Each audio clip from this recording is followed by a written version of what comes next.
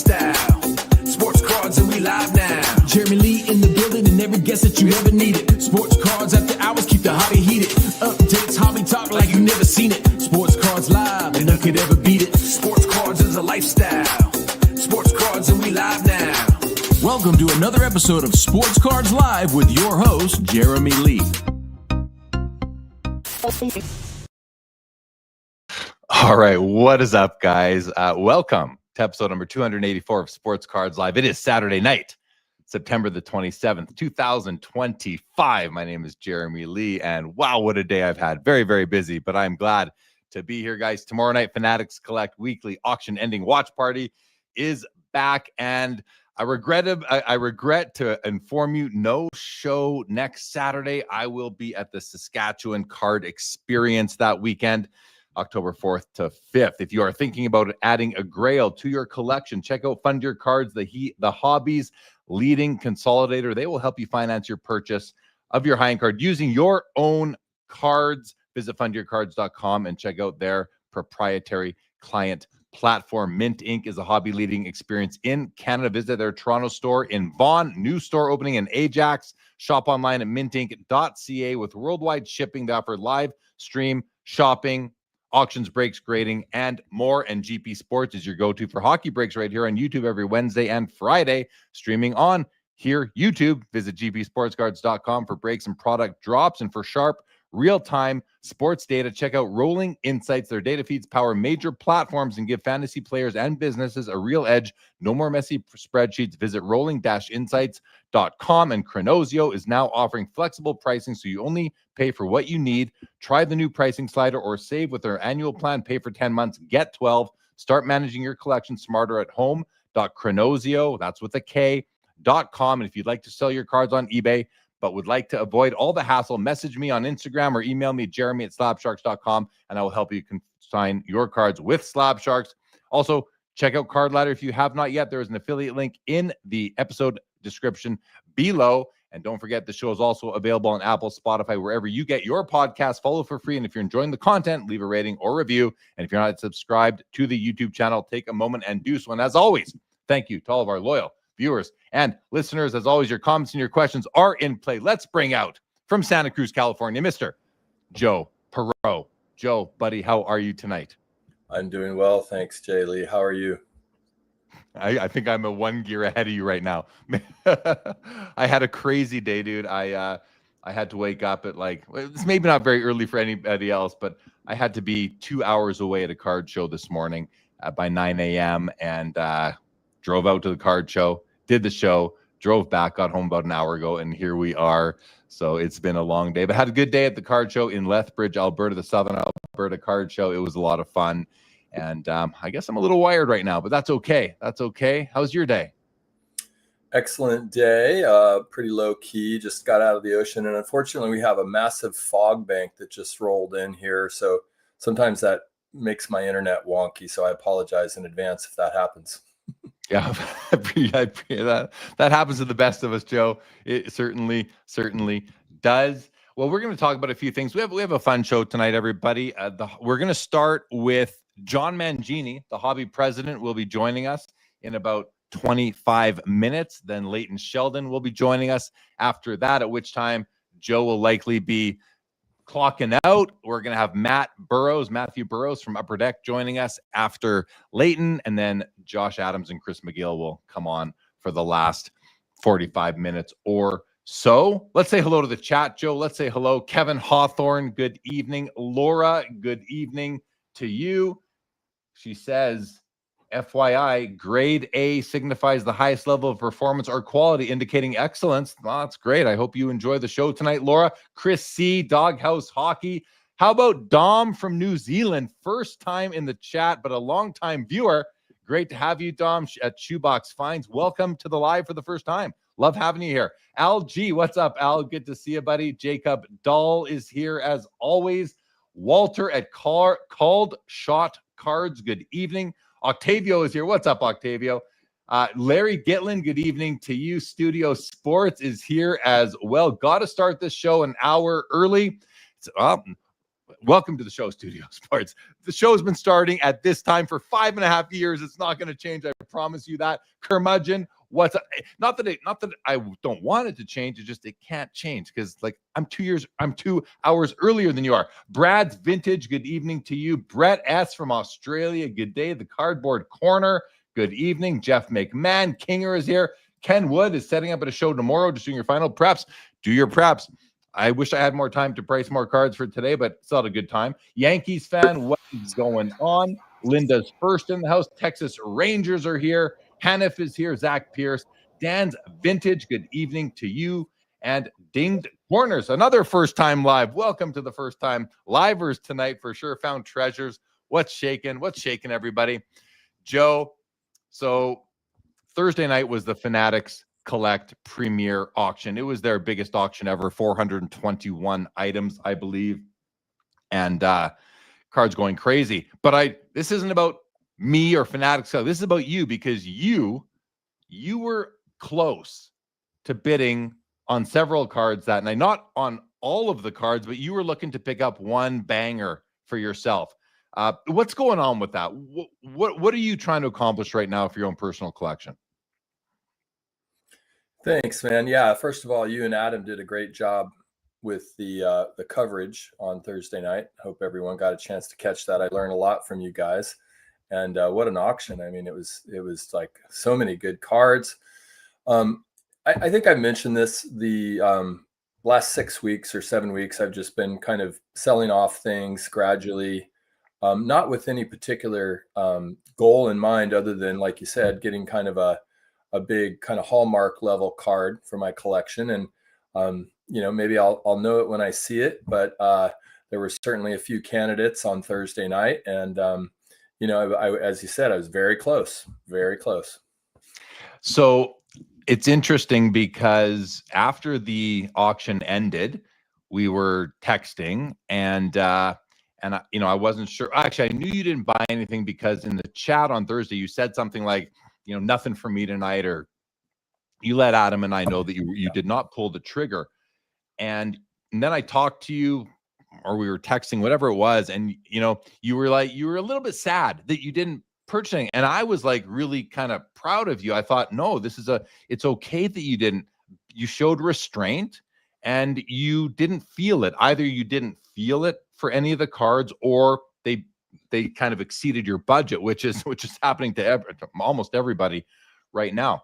But I think the lesson here is restraint, and not just buying something because you wanted what I said, well, you didn't just give into the retail therapy. You actually held back and said, you're not feeling it. Because if I understand correctly, you've been building up a bit of a war chest by selling some cards on Fanatics Collect, building up those funds so that you could kind of do that consolidation and pick up one big card that you would love to have. That would be, that one, I don't know, whatever it is, just a nice card to help round out your collection. And just tell people what was that sort of disappointment or that initial letdown like? Like, did you feel let down? Did you feel sad that you didn't buy a card?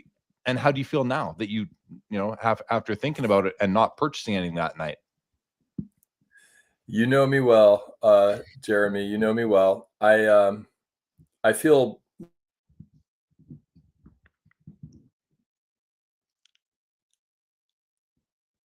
I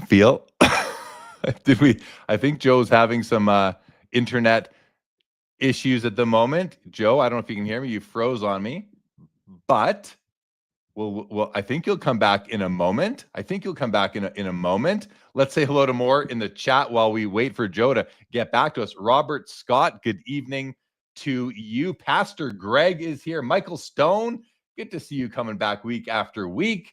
I think he feels frozen. That's a good one. Linda's first. Brad's Vintage Collection appears Joe feels dead inside. He kind of, I'd like him to tell the story for himself, but I can fill us in a little bit as well. Dan's Vintage, there's not enough patience in the hobby. If anyone can be a model for hobby patience, it's the erudite Joe Poirot. And I think you're right. There isn't a lot of people I can't say that definitively, that there are not a lot of people with a lot of patience. I'm sure there are. But when we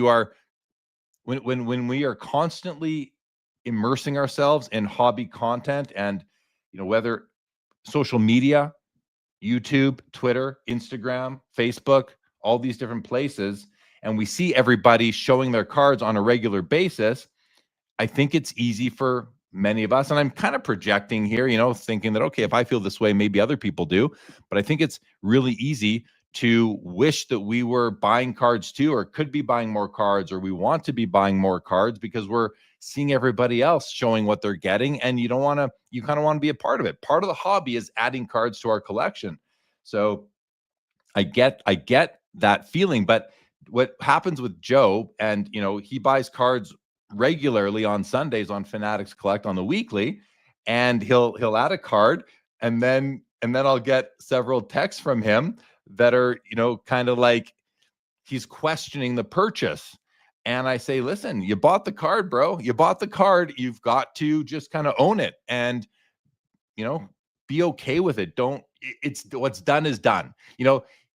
One of the things that you can do if you buy a card on impulse is, and what I mean by that is if you buy a card on impulse without checking comps, which I like to do, but if you do that and then you go back after you've bought it and you check the comps, you might be a little bit upset if those comps steer you in a different direction or indicate that you overpaid. Or what can happen is you do your due diligence on the purchase of the card. You do some research. And I know that Joe was, during the premiere auction on Thursday, he was researching all these cards. There were several that he was interested in, and I loved a few of them for him. But you can do your due diligence and then realize that you missed something afterwards and go back and find additional information that might make you think you made the wrong decision. So that's something that I think a lot of people need to be careful about. You don't want to be mad at yourself for making a purchase, or be disappointed in yourself, or be disappointed in a purchase that you're making.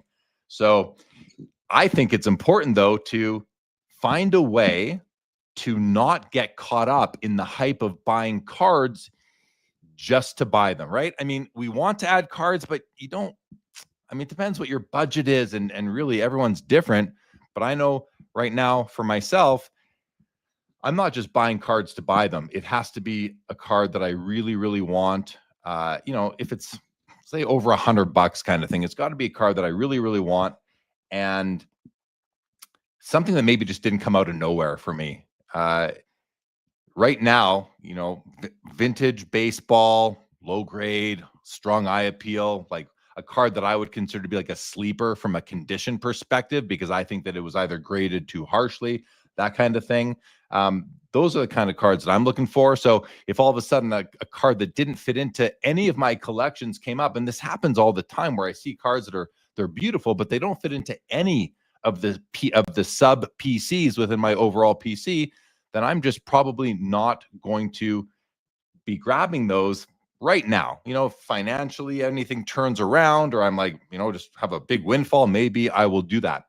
But I think back to, Joe's situation, he built up this war chest and he wanted to add a card, but not just any card. He had certain cards picked out. A couple of them exceeded the budget, and then the others, he just didn't feel it at the end. And then he's a little bit upset, or not upset, but, kind of like a little bit of a letdown after a week of watching these items, not getting something. And I said to him, I go, dude, I'm like really proud of you that you didn't actually pull the trigger just to pull the trigger, because when you build up a war chest, and let's just use some pretend numbers here. Let's say you build up you want to buy a card for around that, say, I'm going to pick a big number, say 20 grand type of thing. And you're selling cards along the way, 500 here, 1,000 there, 3,000 there. And now you've got 20 grand in your account, and you're watching all these items. You only get to, if you're going to spend 20 grand on one card, you only get to do that once. So the card has to really, really matter to you. It has to be a card, I would say, that you really, really, really want, and one that you're going to be happy with and proud to own for however long, ever, or at least a few years.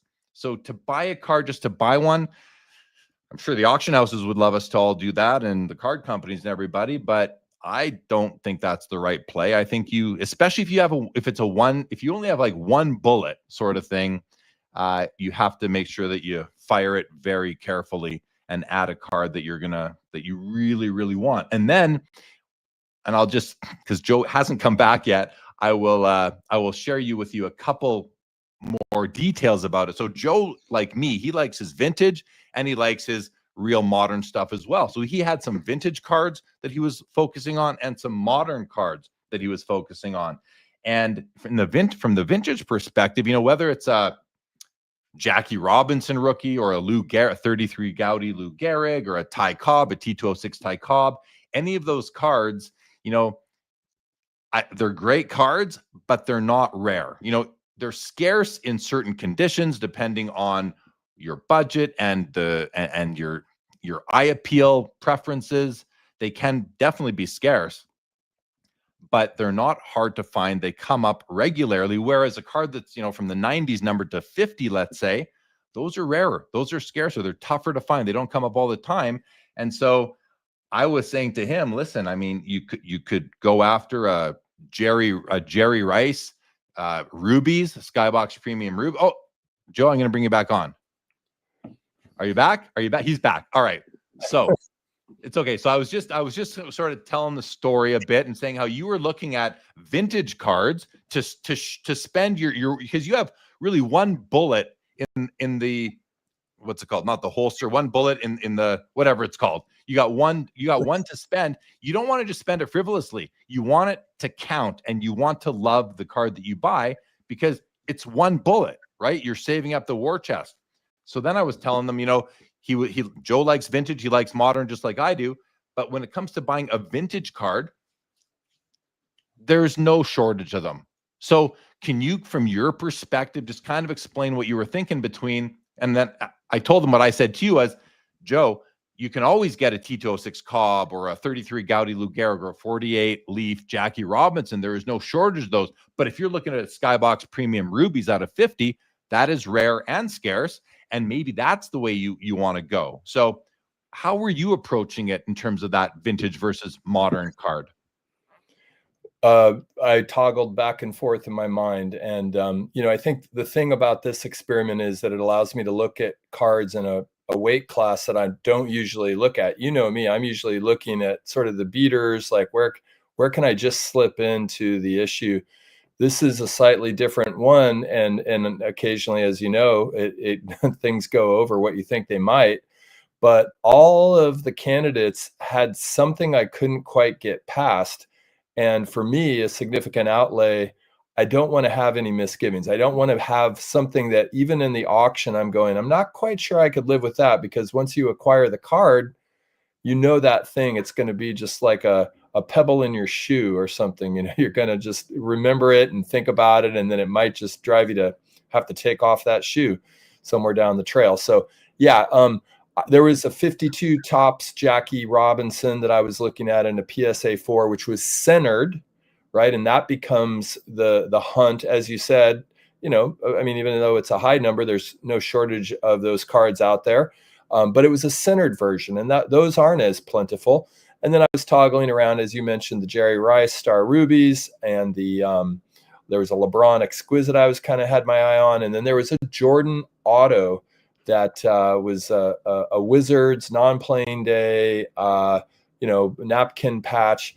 And I was so close on that one, just because I do want a Jordan Auto in my collection, but it had just a little bit of bubbling, and I just couldn't quite do it. But to answer your question from earlier, there was an initial disappointment, but thank you for the counseling, for the late night counsel. And I'm doing fine now. And I'm actually excited because it's fun to be in the position to know that you are at some point going to acquire a card that is a pretty big deal in your collection. That right there really resonates with me, that last bit. It's fun knowing. So what you've done is you've actually, by not buying a card last Thursday, you've added at least, listen, there's another Fanatics Weekly ending tomorrow. Maybe you buy a card then. Maybe you spend the whole war chest tomorrow. But what you've done is you've bought yourself like at least 3 more days of kind of enjoying this whole process, which isn't something that's going to happen all the time. This might not happen again for a couple of years for you. Who knows when the next time you're going to make a decision to do something like that. And to me, that's the the hobby is, it's about, of course, our community and your collection, our collections, but it's also about the experience during, like, the journey of buying these cards. So now you're going to have all this extra time to do research. You'll learn about some more cards. I think that's awesome. You're extending the process, and that right there is like utility and value as far as just enhancing the enjoyment of life. Because in the back of your mind, when you're going to work on Monday morning, you're going to think, on Sunday, I might, next 6 days from now, I might buy a card. I can't wait to see what's going to get listed and all those things. So I think that's, now I didn't tell everybody what the cards were. I actually just kind of made up a few just to throw them off your scent. But you did mention 52 Leaf Jackie and the Rubies Jerry Rice. Now with the 52 Tops Jackie, I said 52 Leaf there, didn't I? With the 52 Tops Jackie, the thing about that, and I did allude to this when you were gone there for a minute, is that you can always find a 52 Tops Jackie, but to find the right copy, you can't always find. I think we know that when it comes to vintage. Vintage is not rare, but in good, I don't want to say good condition, in the condition that is for you as with your personal preferences, and that goes for everybody, it can be very rare to find it. So which direction do you feel like you might be leaning into now as so Fanatics ends tomorrow. The Fanatics Weekly that ends the week after is already live. Have you already gone through that auction to see what you might hone in on 8 days from now? Not as extensively as I would like. And again, that's part of the fun, right? To really just scroll and see what might be out there, go on the Easter egg hunt. But I do have some candidates tomorrow night. So we'll see how they go. The market's just been so damn hot that it's you see something 24 hours ahead of time, you think maybe this will slip through the cracks. Not a lot's been slipping through the cracks lately. Oh, it hasn't been. So you mentioned the Jordan. You said you always wanted a Jordan auto, and the Jordan that you were looking at, which you kind of mentioned a second ago there, as being post playing days, but only out by 1 year. So sometimes the card companies make cards based on the year before. So it's maybe post playing days, the year on the card, but the picture. You can't. Yeah. Joe Jackson cards coming up today are pictures from when he was active, so that doesn't count. Well, so the funny thing was, as I was trying to decide whether or not I wanted to put a big bid on this card, and who knows, I might have had to bid another $1,000 to get it. But I remember the only time I've ever seen Jordan was in the 2003 season when he came to Oakland. He was in a Wizards jersey. The Warriors won, but he scored 24 points and had a nice game. And so I got to see his airness in person that one time. And so for me, there was I found an avenue by which that card had significance to me because it was the same year I saw him play and, representing, and obviously we'd want him in a Bulls jersey if we've had our druthers, but the costs get prohibitive. So, but I found myself striving so hard to make the argument to do it that I realized, you know what, you should just know, you should feel it a little more viscerally and not have to intellectualize your desire to get this card. You should feel it in your heart and just say, I want that card.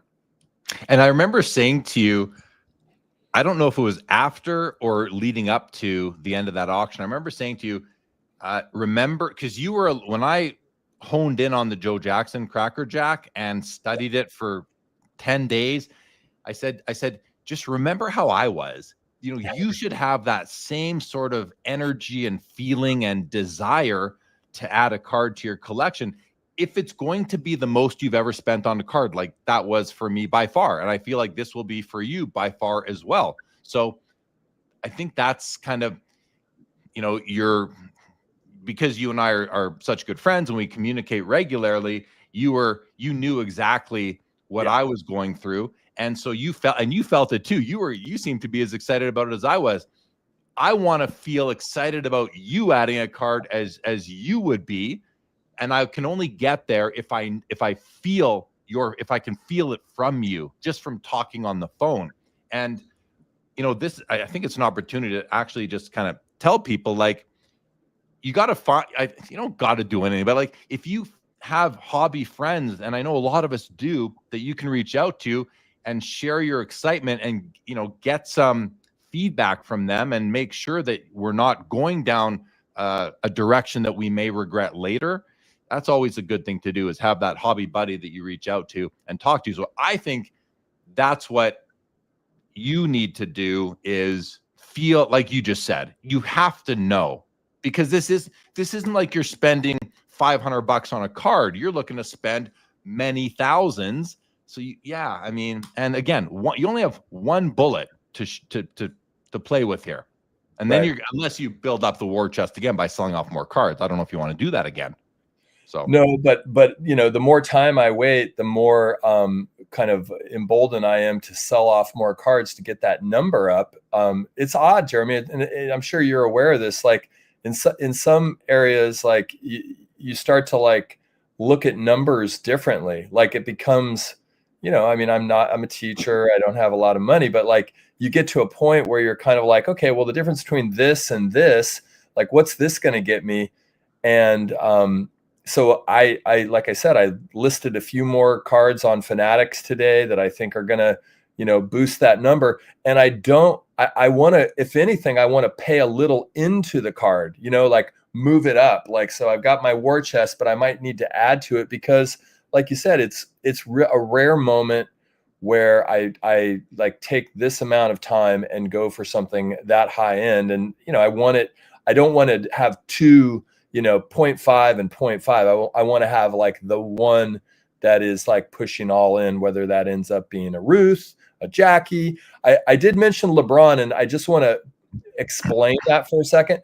It was a LeBron Exquisite, and I love the Exquisite brand, and I don't own any. I think I have a Baron Davis and a Monte Ellis Exquisite cards, but the Kobe's and the MJs are just way out of my league. So strangely, at least for the moment, LeBron's the one option for a GOAT-like person that I could maybe possibly get an Exquisite in. But even that, went up like, 20, 30% more than I thought it was going to at the last seconds. You saw that card. You liked it. And thanks for not blowing my cover, by the way. You still cover the cards. You're very good at what you do. You still cover and honor the cards, but you don't go overboard, and because your boy Joe has his eye on it. Well, I try to do what I'm going to do anyway, but and I'm not going to tell people, oh, hey, check out this LeBron James. Joe Poirot might be bidding on this one tonight. But for everybody watching and listening, here's the thing: we will eventually, Joe's going to make this purchase, and we will talk about it here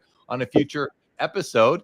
Let's go to a few comments, Joe. We'll have some comments that are about this topic, and once we get through that, we will bring John Mangini on to the show with us. Steve Elmore, good evening to you. Orlando is here. Everybody say hello to Orlando. Robert Scott says restraint is a hobby superpower. Very well said, Robert Scott. Hobby champs, welcome to the show. Chris C says, with current prices, I'm forced to pass on many cards. However, I did purchase a Kobe Bryant gold medallion parallel. Very, very nice. Congratulations on that one. Everyone was on the edge of their seat, Joe, when you froze on us. Because you said I feel and you froze, so we don't know how you were feeling. Vintage Card Collector says that Ash bought the PSA 852 Topps mantle on Fanatics Premier, already has a pending sale, flipping it 2 days later. If it's a dealer, it's okay, but if not, that person should be roasted. Chris C goes on to say here, I learned a lesson in 2021, and I won't ever buy at peak again. How do we know it's peak? Although I think we're like near the peak, if not at it. Although I could be wrong. Who knows? I probably am. He says, FOMO is real, but my wallet will thank me because I'm not overextending myself. Discipline is key. Were you going to jump in? Yeah, well, I was just going to say, Chris is absolutely right. And it's been going through my mind that the longer I hold, maybe the market falls off and I get into something.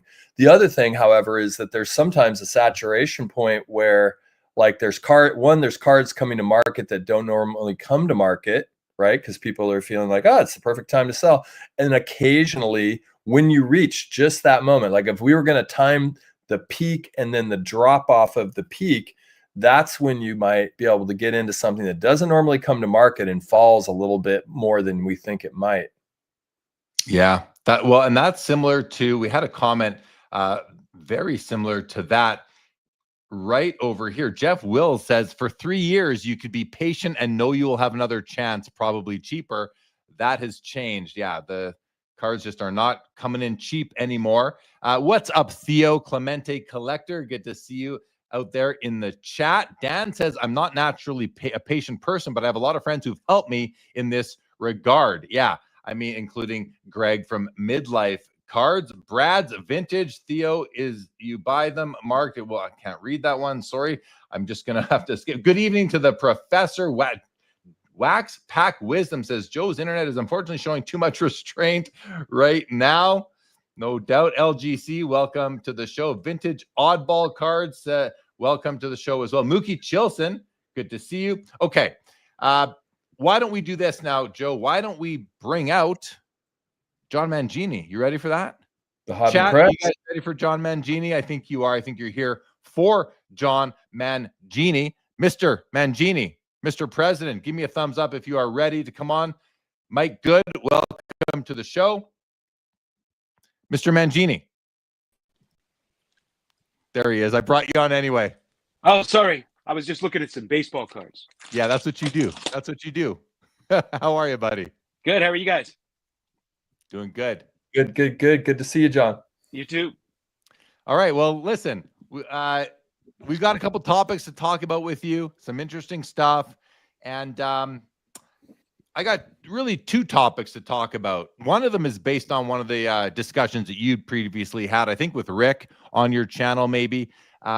And it focuses around 1948 or 1949 Leaf, and really, to use your words, why are the grading companies so stubborn? Is kind of what is one of the things that has you kind of scratching your head, if you will. Why don't you provide the context for everybody? What are you thinking when you say, why are the grading companies being so stubborn?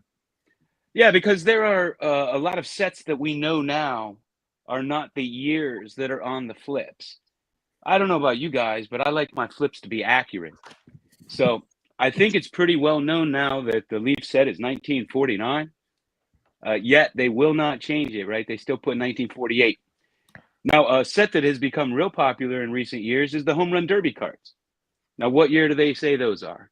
1959. There's a Rocky Colavito in that set.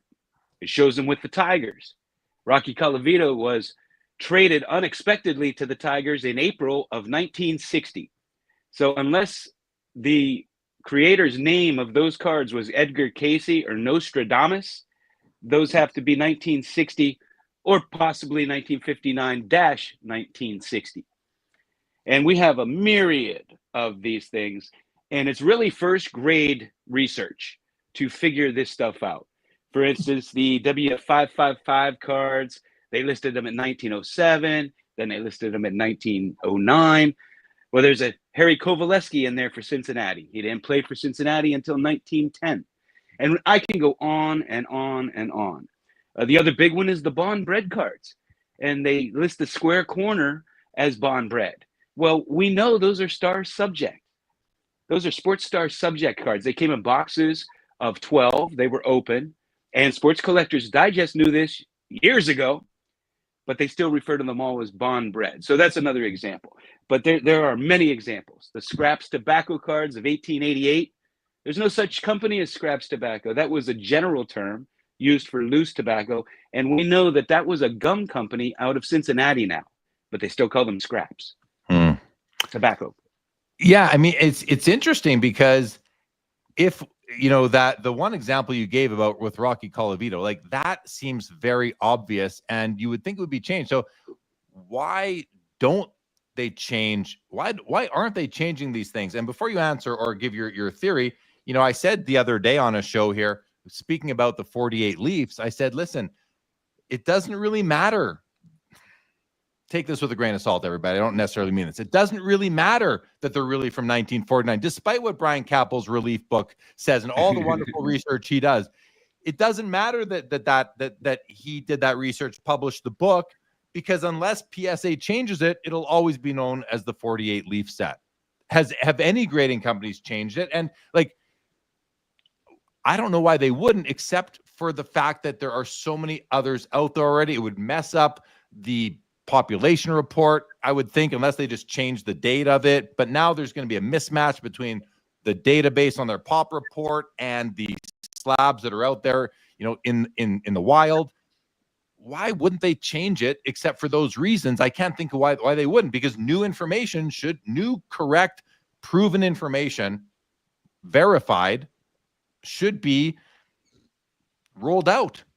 It should be rolled out, right? So are they just too busy doing other things, or is it not that important, or is it more what PSA says goes?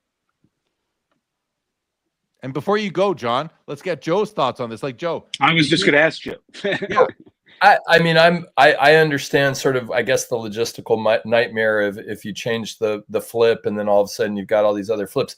But to me, the juiciest part of the conversation is, does it alter our perspective of, you know, the 49 Bowman versus the 48 Leaf? Like, do we revisit that? Because those are already two incredibly important cards, and the 48 Leaf has prominence. But if you start to kind of go down this thought experiment and look at the 49 Bowman, I love both of them, but I think it's an interesting conversation if you're a Jackie aficionado, and who's not a Jackie aficionado, just to consider what is the true rookie card of Jackie Robinson. And I know the bond bread thing, but anyway.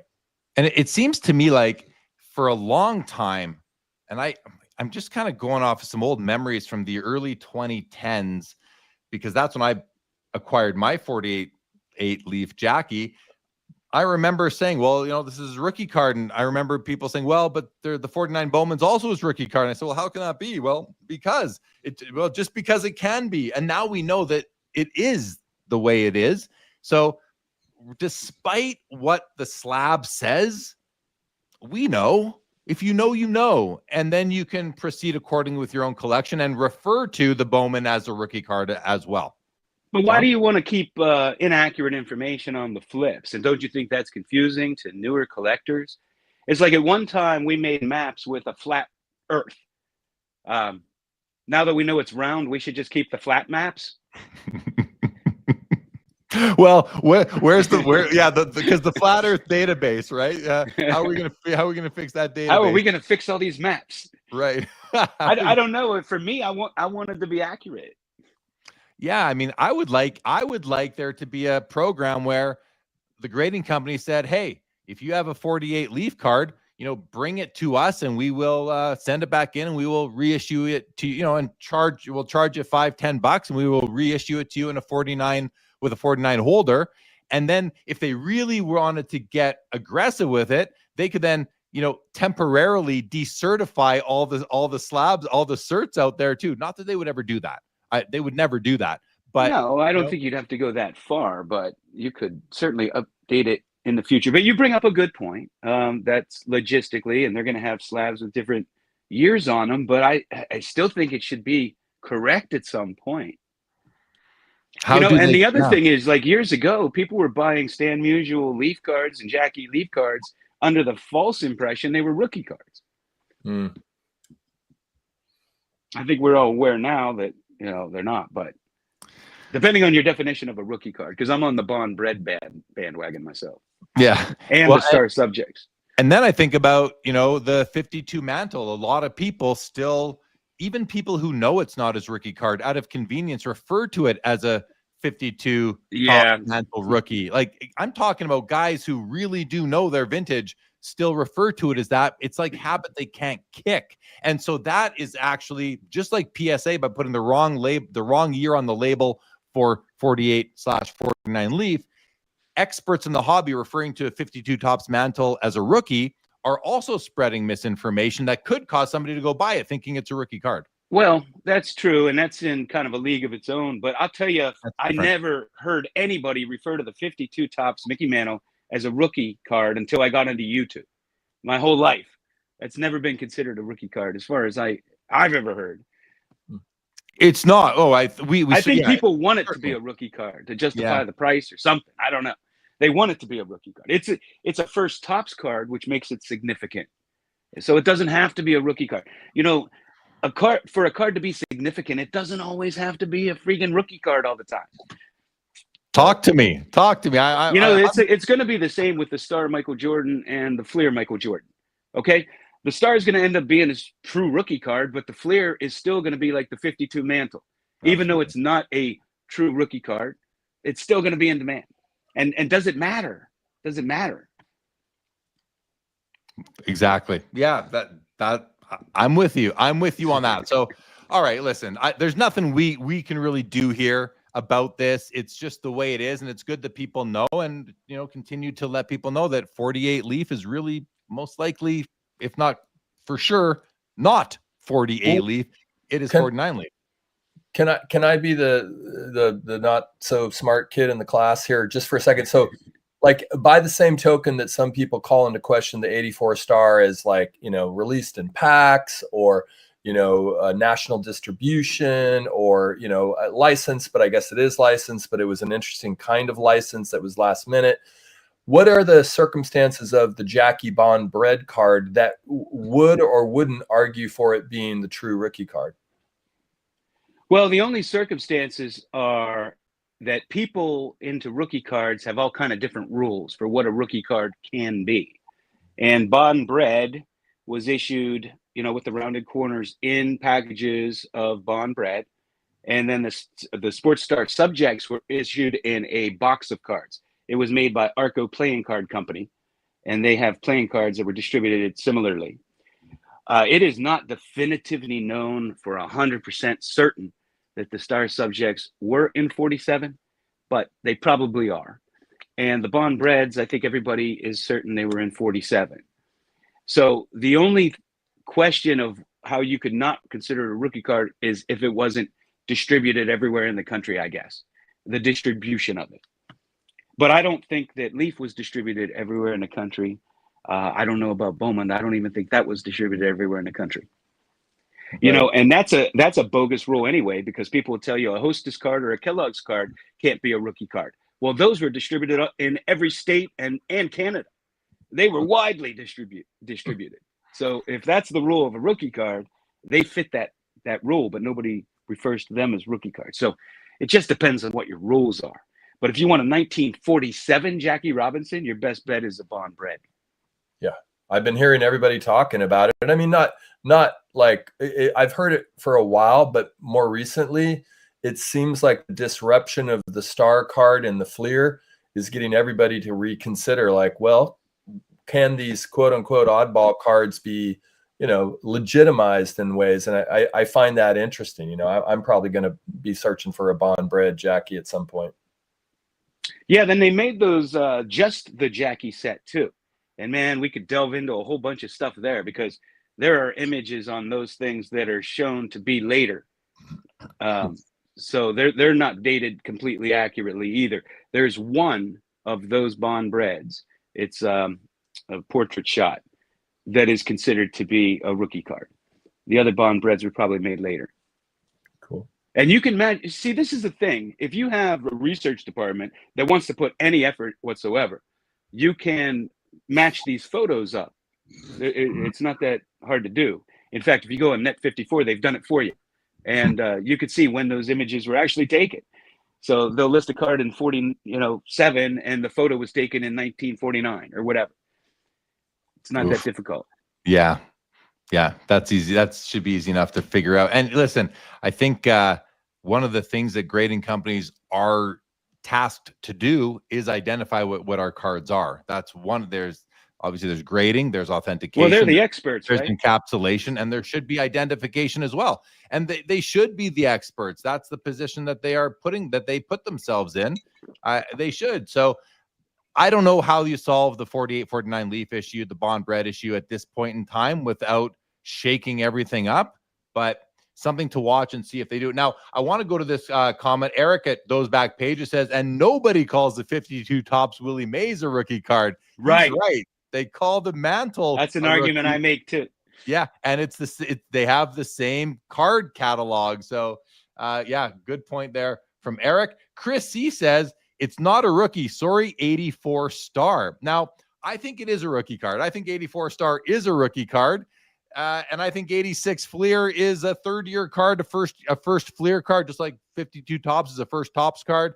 I think, but I understand where Chris C is coming from saying it. But by saying it's not a rookie, that's to Chris C, it's not a rookie. I think a lot of people do think it is a rookie, and there's never going to be consensus on that. I don't think there is no longer a governing body like there used to be in Beckett magazine who could tell us what was what. The hobby we're all the governing body. Every voice in this hobby, Chris C gets to decide. The president, John Mangini, gets to decide. We all get to decide for ourselves now because we all have voices. It's not just Beckett magazine anymore making these decisions on behalf of the hobby. What do you prefer, Joe? Do you prefer a central body making these decisions, or the current environment where we all get to decide for ourselves what's what? I mean, the current environment. Yeah. How about you, John? The current environment. You know, I mean, if somebody had a rookie Hostess or Kellogg's like I talked about, I still want it. I don't care if anybody else calls it a rookie card. If it's from the same year as a rookie card, I've always considered it a rookie card. And the thing is they're in demand, and they have a premium attached to them. So I'm not alone in that. Fair. Yeah. Okay. Let's switch it up. Let's switch up the topics now. I mean, unless the chat wants to continue. Bob Boozle says, as a governing body, I am weighing the extent I shall wield my power. You got to consider how much you're going to wield for sure. Mike Good says the 84 star Jordan is equivalent to the Jackie Bond. Right. It's kind of this oddball type of card, this regional type of thing, even though it was available nationally, you just had to send away for it. But it's what the XRC was meant to encapsulate and to consider. So I will agree with that. But nowadays, method of distribution. But do we need an XRC? That's the question. Do we need it? I don't know. I don't know if we do. I don't know, John. I don't know. So Mike Good says that's why we have a hobby president. Everybody votes and he decides. There you go, John. John, you are the new governing body. Right there. I don't want that responsibility. Victor will be all mad at me. Yeah. Let's see. Mookie says PSA is a de facto governing body. They started grading Star Jordans. The value exploded. Good point. That is what happened. That is what happened. And Chris C says my point was for years PSA wouldn't even grade it. So it's odd they would. It's odd that they wouldn't. It's still an oddball, not in packs. Yeah. Right, but so are Tiffany's not in packs, and they're considered rookie cards. And well, they were in packs. They were just in clear packs. Weren't they in factory sets?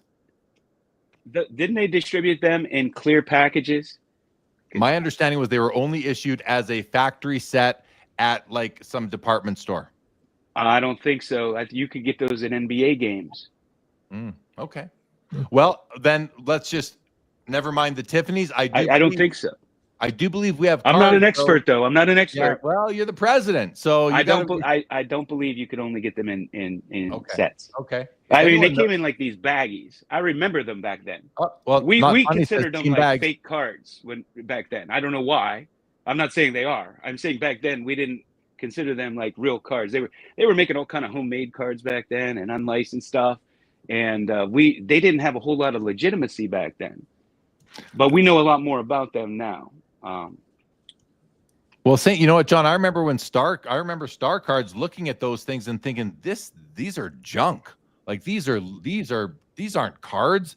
These are just printed on cheap cardboard. Like I still feel that way about Star Cards. I went through a light phase where I thought I might want to get myself one, and now I just don't like the quality of them. I just don't like them. You know what? I think they were team sets. Was that what you meant? Not complete sets, but no, I think that's they might not what I meant. But that's not what I meant. But I'm happy to be wrong on this. That was my understanding. But I think my understanding was wrong based on what you're saying. Oh well, those back pages. Listen, look at what Eric says. He says they are confusing Tiffany with Star. So yeah, there we go. Star was distributed in team bags. That I know, but I thought Tiffany. So Eric, can you verify? I think you might know.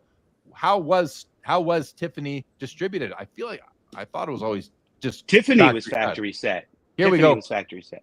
Well, that's what I've been. Okay, that's what I was. Sorry, we might have been miscommunicating. Okay. That's what I was talking about. Rock Latex says Tiffany's are set only. I think so. Yeah. Okay, we were miscommunicating here on the screen. Sorry, everybody.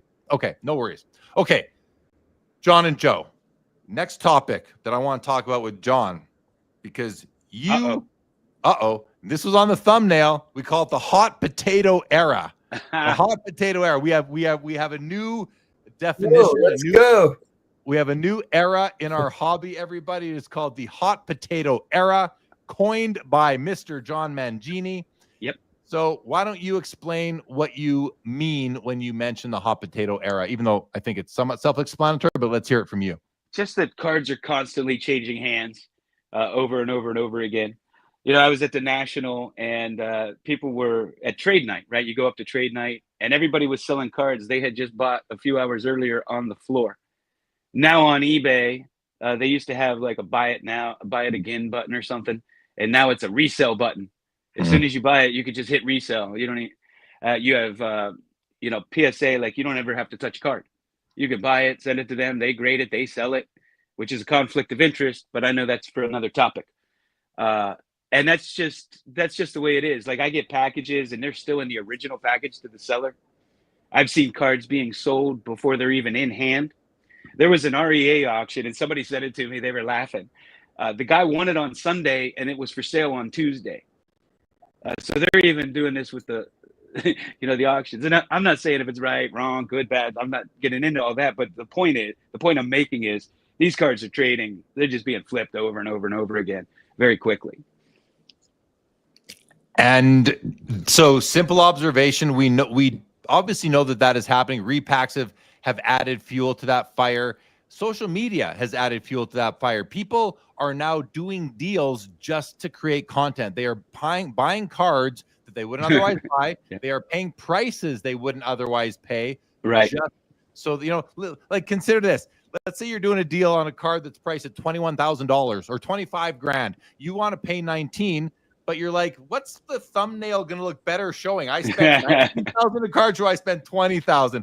How about I give you that extra $1,000 so I can put it on my thumbnail that I paid you $20,000 Well, for. It's funny. I just got an email from YouTube and it was giving you suggestions on how to build your channel or whatever. And one of the things it says is don't say this, you bought this. Say you bought this for X dollars, X number of dollars, $10,000.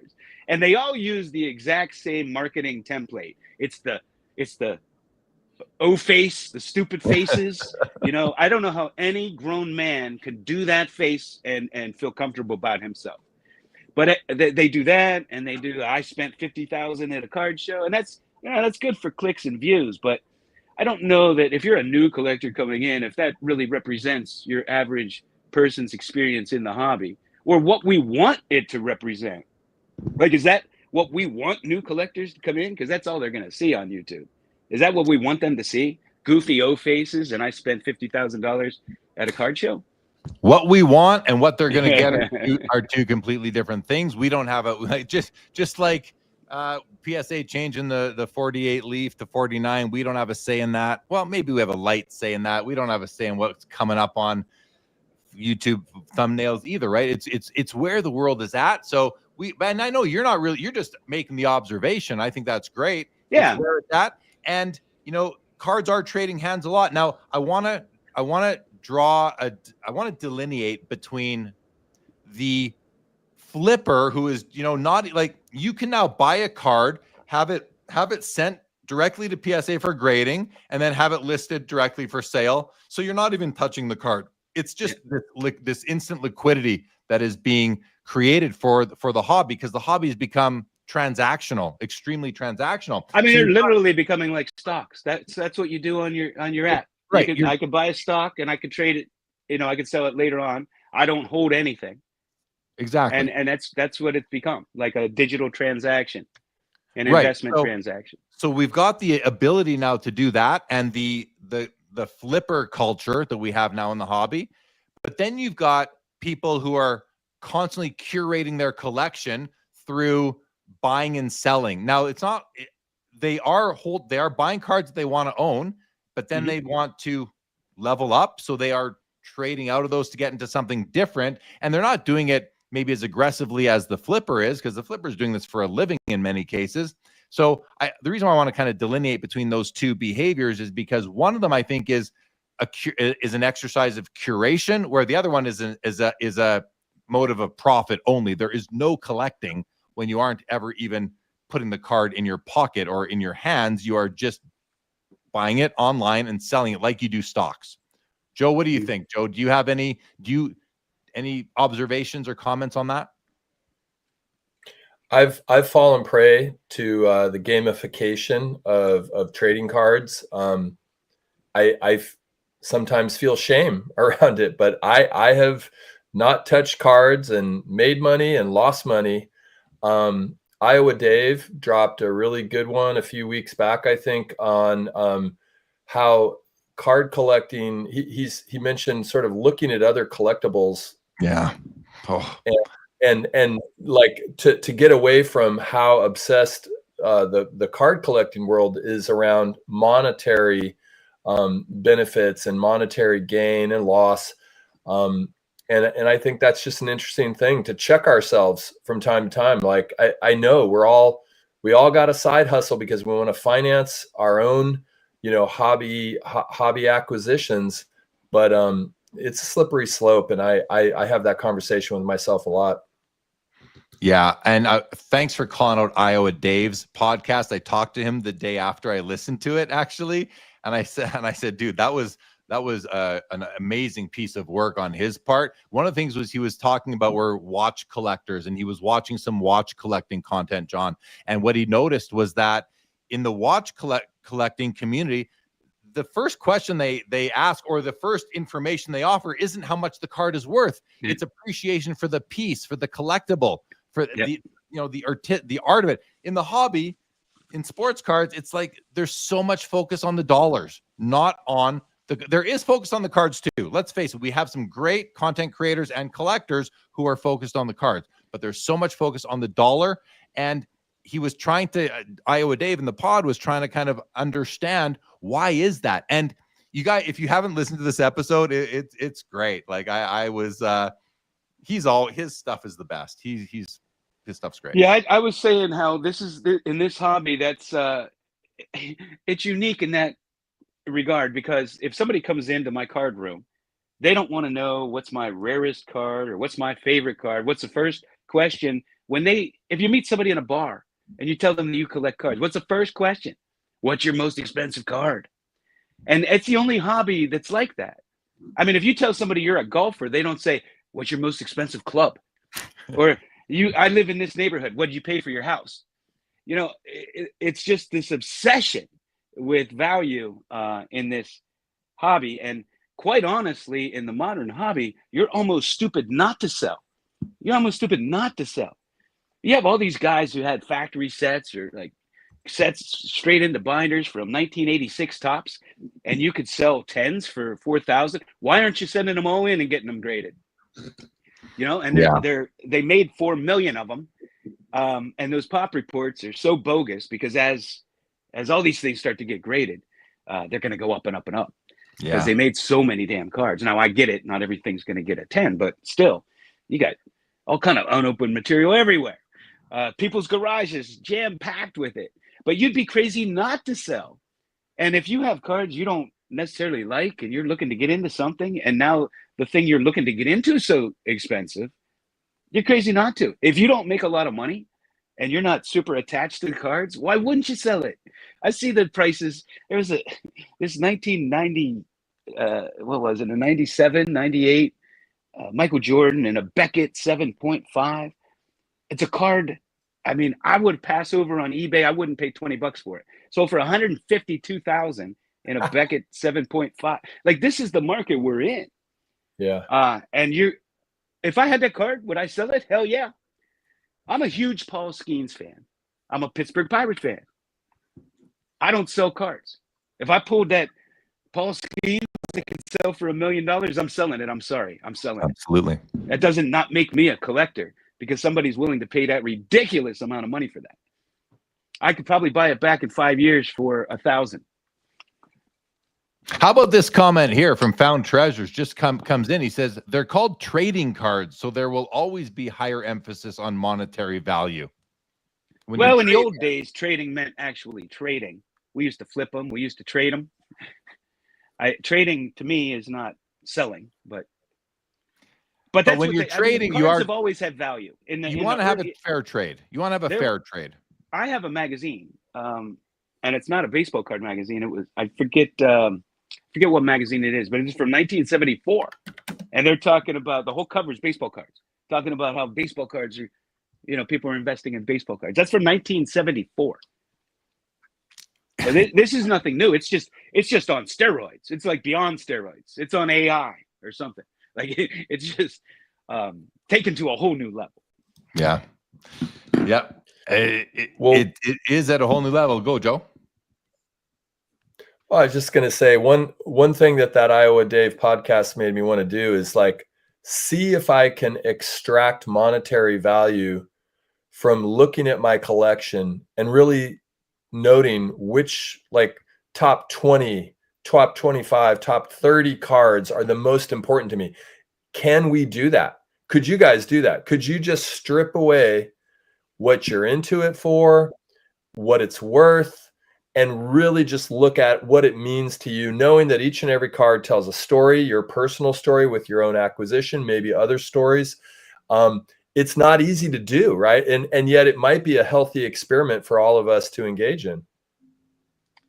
Well, I'm a collector. I want way more than 30 cards in my collection. So I understand people that only want that 30 cards and they just want like the biggest cards they can get and all that. I totally get that. But it's not who I am. I wouldn't do that. Yeah, consolidating is always kind of a double-edged sword if you are going to do it, right? You're giving up cards from your collection that you added for a specific reason at one point in time, and you're adding something great that you love maybe more than all those. But can you when I traded away 330 cards for one, am I going to love that one card as much as I love 330 cards? I don't know that I will. Go, Joe. Oh, I'm not talking about actually consolidation. I'm talking about your own internal inventory of what's important to you. So like, can you separate yourself from the monetary value of your cards? Just in terms of like, yeah, we want it all. I'm a hoarder. I'm a collector. I like doubling and tripling up on car issues I really like. It's like 206 Walter Johnson, that 49 Bowman Jackie. John, I heard you might have gotten one of my favorite cards, a Jim Thorpe, Sports Kings, Gaudy. Yep. I just got congratulations on that. You might want you. another. I waited a long time for that. Yeah, but it's more just like in my own mind, I do attach monetary worth with the cards, and I want to see if I can get away from that and really try and look at just the aesthetics of the card and what I know it means in its relevance to like the overall like offerings in the hobby, like where it sits historically in the world of collecting. And it's not, I don't know if that's easy to do because we do get attached to price points and value so much. The thing with us collectors is that when we have cards we no longer want, they usually don't have value. For instance, I don't want my Wander Franco cards anymore, but I can't sell them for anything. I don't want my Johnny Manziel cards anymore, but I can't sell them for anything. The cards that are worth money, I pretty much still want. And it's not, I don't want them because they're worth money. You know what I mean? Like even if the Johnny Manziel cards were worth money, I still wouldn't want them. You wouldn't. Fair. Okay. Let's here's what we're going to do now, guys. Joe, you had a hard stop. So are you bouncing off? You're on mute. Has Leighton arrived? Yeah, I do have a hard stop. I always love saying hi to Leighton, though. And all right, we'll bring him on. Leighton, we're going to bring you on. You good? He's good. All right, Leighton, welcome. How are you? I'm doing great, thanks. How are you guys doing? Doing good. Doing good. Doing good. How are you, Leighton? Go ahead, Joe. Say hi. Looking forward to great minds continue to go down this discourse, and evolve the hobby with the higher level thinking that you all bring to it. So have fun, and I'll be in the chat for a little bit too. All right, Joe. Thank you for joining, and we'll I'll talk jump to you off. soon. I'll turn it over to the big guns. Leighton, good to have you. I think I want to start this off with Leighton by actually going into a couple of comments, because I think they will create some good discussion for us. And one of them was Mike Good's comment right here. He says, I wonder what % of the hobby are flippers. And I'm not talking about people who sell a card or two to buy another card. I'm talking about just making money off of cards and not being a dealer. So it's an interesting question. What % of people are just straight flippers? I think it's extremely low. I think it's extremely low to the point where it might be, it's immaterial how many people are just flipping within the overall hobby population. Leighton's a dealer, so we don't consider him a flipper. I collect. I don't consider myself a flipper, but I do buy and sell cards, but collector first. John never sells, so he's certainly not. But what do you got, John? And Mike Good asked, he was interested in your opinion on that. What do you think, John? What % or how would you quantify the amount of people that are flipping in the hobby? And then Leighton, we'll ask you next, because you have another interesting perspective on it, I'm sure, from your chair. So start with you, John. I don't know if I could guess a percentage, but I could say it's probably less than everybody thinks. Yeah. I think there are a lot more collectors percentage-wise. It's just like anything in life, the flipper side of it gets more publicity, is louder, is more in your face. And there are a lot of collectors that, just are collecting on their own under the radar. Yeah, I think you're right. It's way fewer than you'd think. Leighton, do you have a take on this? I mean, I agree with what John just said. I think that the amplification from the content creators makes it seem as that maybe 1 in every 2 people in the hobby are a flipper. And I think that couldn't be further from the truth. And I'd also say, just as a little story that happened to me at the Philly show, speaking of collectors being private, John, you mentioned that, Jeremy, you alluded to that as well. Not every collector is private, but there are a lot of collectors that are private. I met with a gentleman who has a T206 Wagner. We talked a bunch. No, he doesn't want to sell it. Certainly doesn't want to sell it to me. Not for the budget. Not for the budget that I have. Thanks for laughing, John. But I asked him if we could talk about it, on the podcast.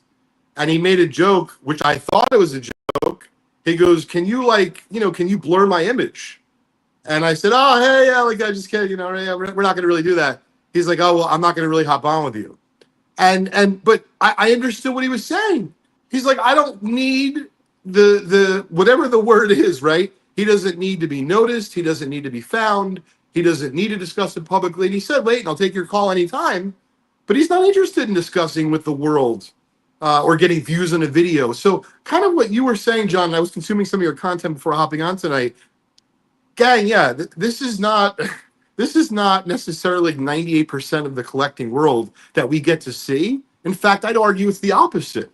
We get to see like 5% or 7% or whatever the percentage is, because there's lots of people that have no interest even in our discussions as we're chatting now. I'm okay with that, but it really became very evident that Philly show wasn't the only person, but certainly with having a Wagner, I figured it was worth mentioning. Yeah, I know that he does, as other people have seen the card. I think it's important to note that the Mickey Mantle, the 52 Mantle that sold for $12.5 million, wasn't that some guy in obscurity who had it in a drawer for 30 years in a screw down? And we see all these attic finds all the time of these guys you never heard of that have these amazing collections. They're out there, and they're not loud, and they're not showing themselves. Lots of comments in the chat about this.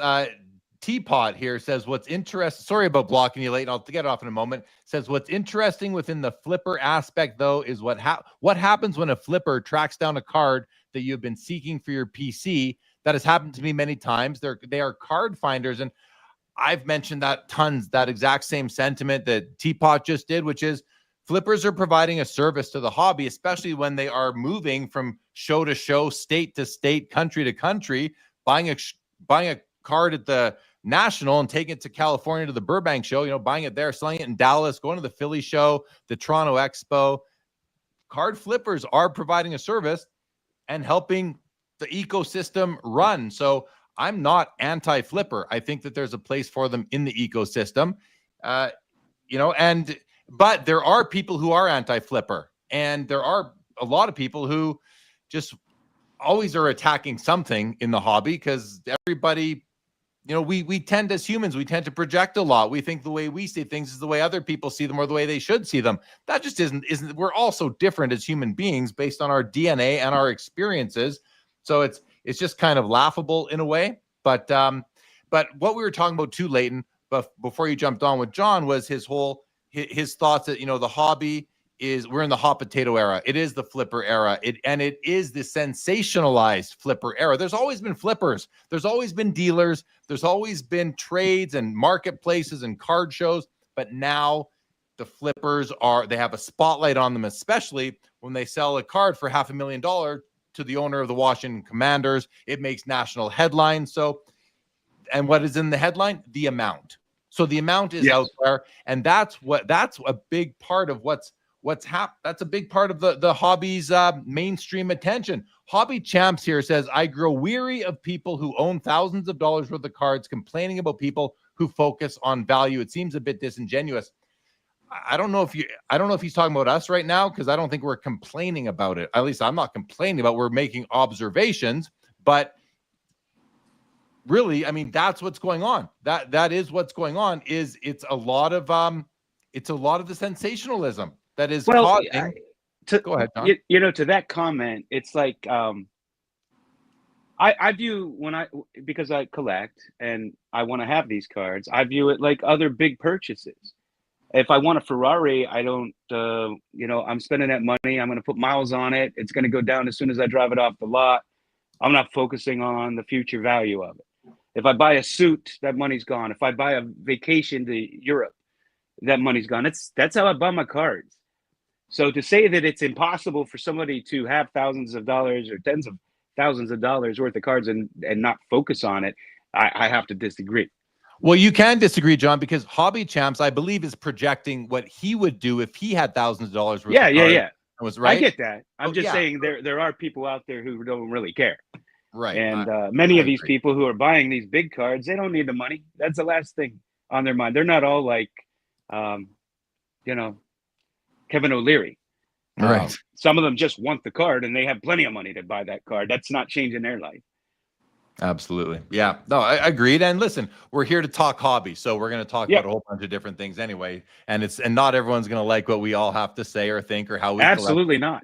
And that's okay. But, you know, everyone, you can tune out to topics and come back in or whatever, but we're happy you're all here. That's for sure.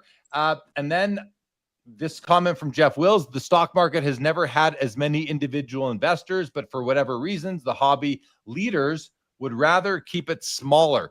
I don't know what this, Jeff, I know comments a lot. I don't really know what he's getting at here, because from what I can tell, the hobby leaders want the hobby to grow. You know, 10X is the new kind of way of the hobby. We want the hobby to grow. I think everybody wants the hobby to grow. I think what people are trying to do, though, is, and I don't know what the motivations are all the time, but I think people want new hobbyists to be somewhat protected from some of the sensationalism.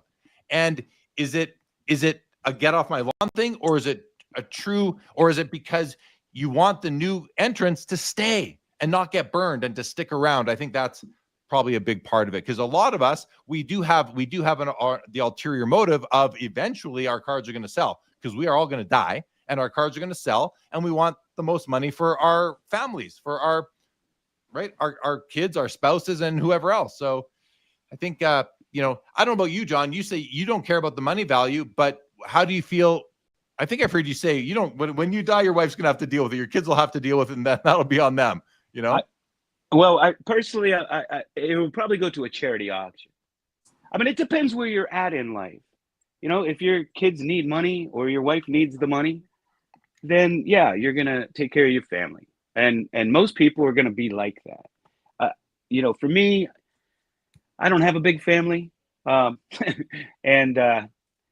I just think it would be a nightmare for somebody to take care of all of this. I would like to see maybe like a Barry Harper. Remember when they did that auction? Either do that for a charity, or maybe have my museum. One of those two. And if you do something like that, then your collection, it's a legacy that you leave. It's not just somebody else got rich off of you, but you're leaving a legacy either to a charity or, in the form of a museum, which pays the charity over and over and over again for years. Yeah, it's a good way to do it. If that's very, very nice and kind of you. Leighton, let's hear what is on your mind right now, hobby wise, vintage wise, community wise, general narratives. What's kind of got your brain spinning in the hobby these days? And if it has anything to do with these topics, great. If not, that's cool too. Well, I've gone down the Mangini content rabbit hole for like the last hour. So there was something in particular. No. Wait, let me see if I have a bullseye to put on my forehead here. No, you're going to be all right, John. But I found this one particular piece of content you did about 3 or 4 weeks ago really interesting. And then I had a question kind of for everyone, not just for you, John, and Jeremy, but also everyone watching. So you were talking about the difference in eras and records and such. And, listen, I've been a sports fan and aficionado, historian since I was a kid. And I agree with a lot of the things you were talking about. At the very least, they're just interesting discussion points, right? Mm-hmm. And I'm curious sometimes why we can't make more content like that. I thought that was fascinating and it's fun to discuss.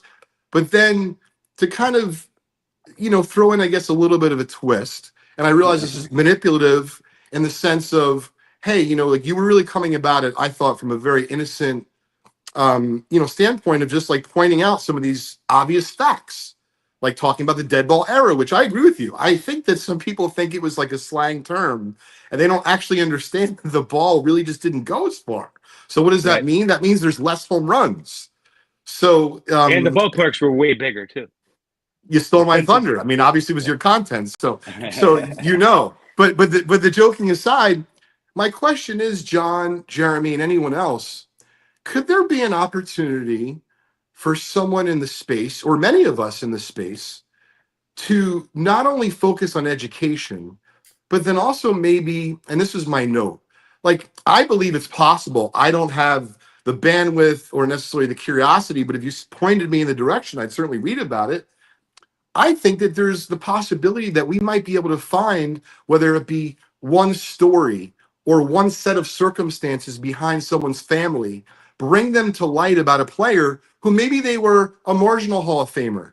Maybe they were just a really good New York Yankee, but they never made an All-Star team. I'm making up who these people could be. And maybe they were a Hall of Famer, but they're not upper tier.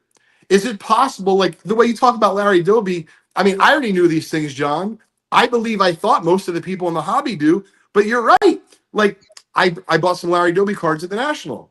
I think some people think Larry Doby came into the league 25 years after Jackie Robinson. Right. And obviously it couldn't be anything further from the truth. But I guess my point is, John, is there an opportunity for all of us to collectively focus on some good stuff that's interesting, things that are fascinating, right? Digging up these little nuggets. Our friend Tony, Southern Collector, had a great write-up on his signed Jackie. But all that stuff takes time.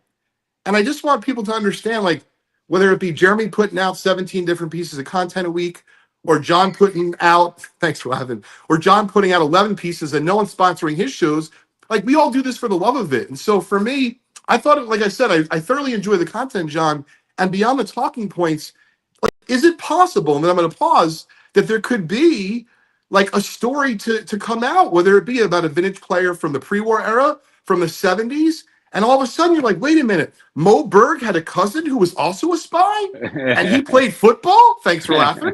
Like, I want to get his card. I'm saying, like, this is the good, pardon my French, you know what, whatever. Like, I just want to keep it real in the sense of, we don't have to necessarily always focus on the comps. And Jeremy was asking me what's on my mind. What's on my mind is, like, talk about the history of these amazing games that we're collecting the cards from.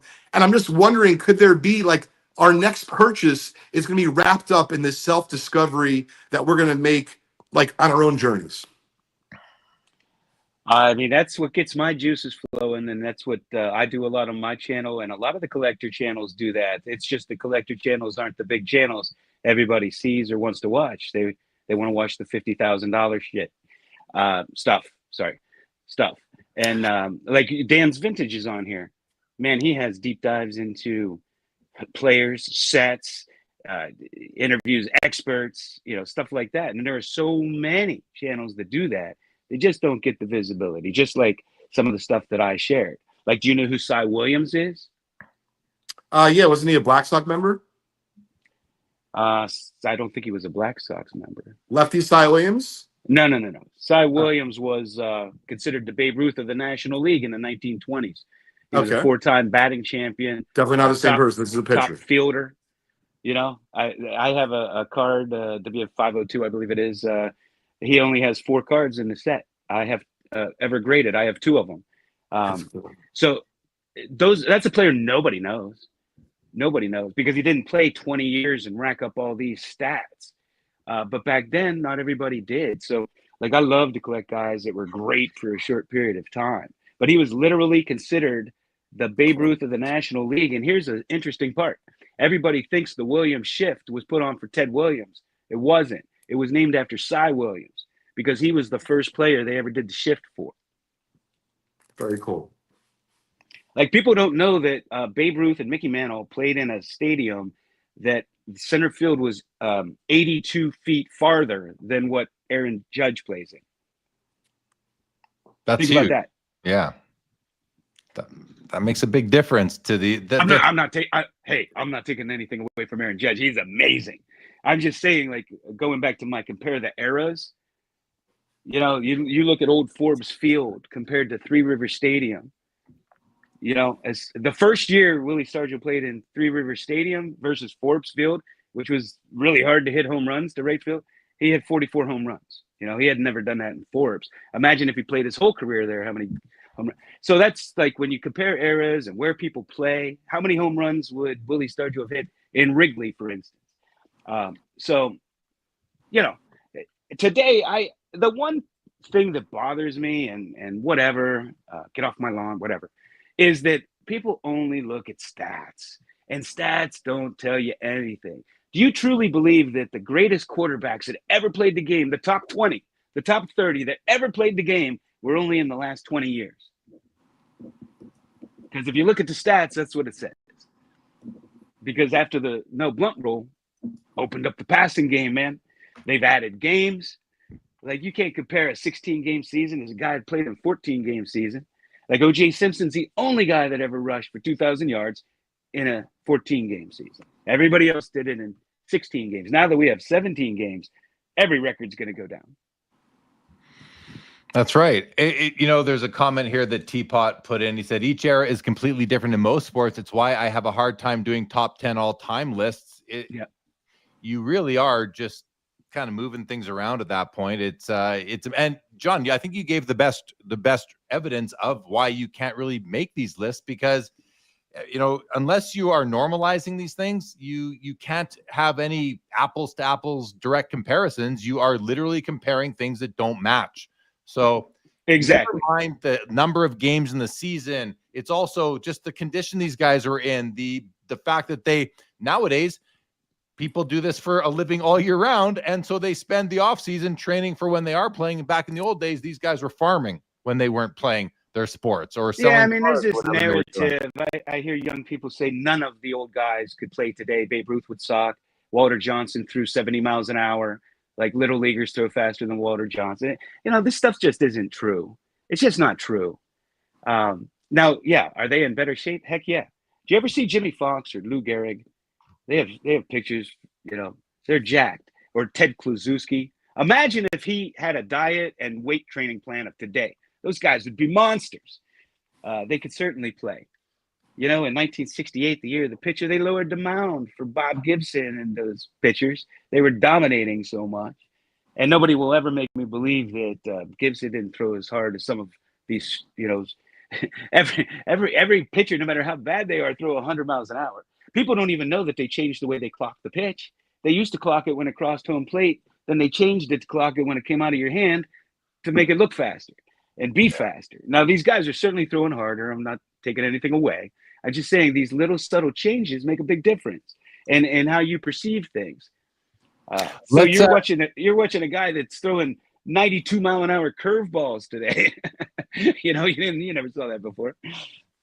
It's all different. Let's talk about this now for a second, because I like this comment and it ties into something I recently heard Kareem Abdul-Jabbar say. So Cardfucius here says longevity is overrated in sports. I'd like to get your guys' thoughts on this, and why it's top of mind for me now is because I just saw a reel this past week where Kareem Abdul-Jabbar was talking about why LeBron James is simply not the GOAT. And it's clearly Michael Jordan. There should be no discussion of that.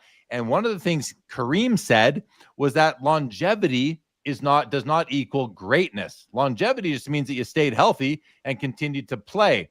But what's important, he went on to say why LeBron's longevity, like if LeBron was in the championship every year, and if he had gone, if he had not lost the 6 times, whatever his record is for wins on 3 and 6 or whatever it might be, that is not a winning record in the championship. So what do you guys think? Because we often do, Cal Ripken Jr., Lou Gehrig, with all the games played, the consecutive streaks. I respect longevity, but I don't know that I think that it means greatness. A guy like in hockey, Bobby Orr and Ken Dryden, 2 of the best to ever do it at their positions. Neither of them had a career that lasted 10 years. Neither of them. Barry Sanders, another good example of someone who had a short career but was great and Hall of Fame caliber. So what do you guys think? How do you feel about longevity? Is it overrated in sports? Leighton, let's start with you. Sure. I'm just going to refer to a conversation that my dad had a lot with me growing up. We talked a lot of baseball. Baseball Digest was my gift for many years as a young kid for my birthday. And I didn't really understand Sandy Koufax. And I said, because I would ask him about other players. I was a kid who grew up with Donnie Baseball. I said, Dad, why isn't Donnie Baseball going to make the Hall of Fame? Well, he didn't play long enough. And I would argue, but, the years he did play, he was really important. And you can't compare Donnie Baseball to Koufax, 2 different positions and such. But the way that my dad talks about Sandy Koufax is similar to the way he talks about Bob Gibson. There's a twinkle in his eye, and they could have played, honestly, 3 years, not 9 or 11 or 12. And you get the feeling that people would have still voted for them to maybe be in the Hall of Fame. And so on the flip side, as a business owner, my company turns 20 years old next year. I certainly don't have the athleticism of any of these professional players. And I'll tell you, it's taken a lot of effort work to turn 20 years old next year. And we're real proud of it. But my point is, I don't think I'm Sandy effing Koufax or Bob effing Gibson. I'm just someone who's laced it up, and I go out in the court and I try to perform, if you will, my proverbial court. So I guess what I'm saying is similar to what you said, Jeremy. I respect longevity, but if you had to say to me, like, what's magical or what's mystical or what's something that you could fall in love with, I think it's that shorter burst of greatness, that lightning in a bottle that maybe only comes around once every, not decade, maybe once every several decades. I think Iowa Dave said it, and hello to Iowa Dave, who, I don't know if your ears were burning. We were talking about you earlier, but he says longevity might be overrated if that's the only thing that's notable, but sustained greatness like LeBron's should be celebrated.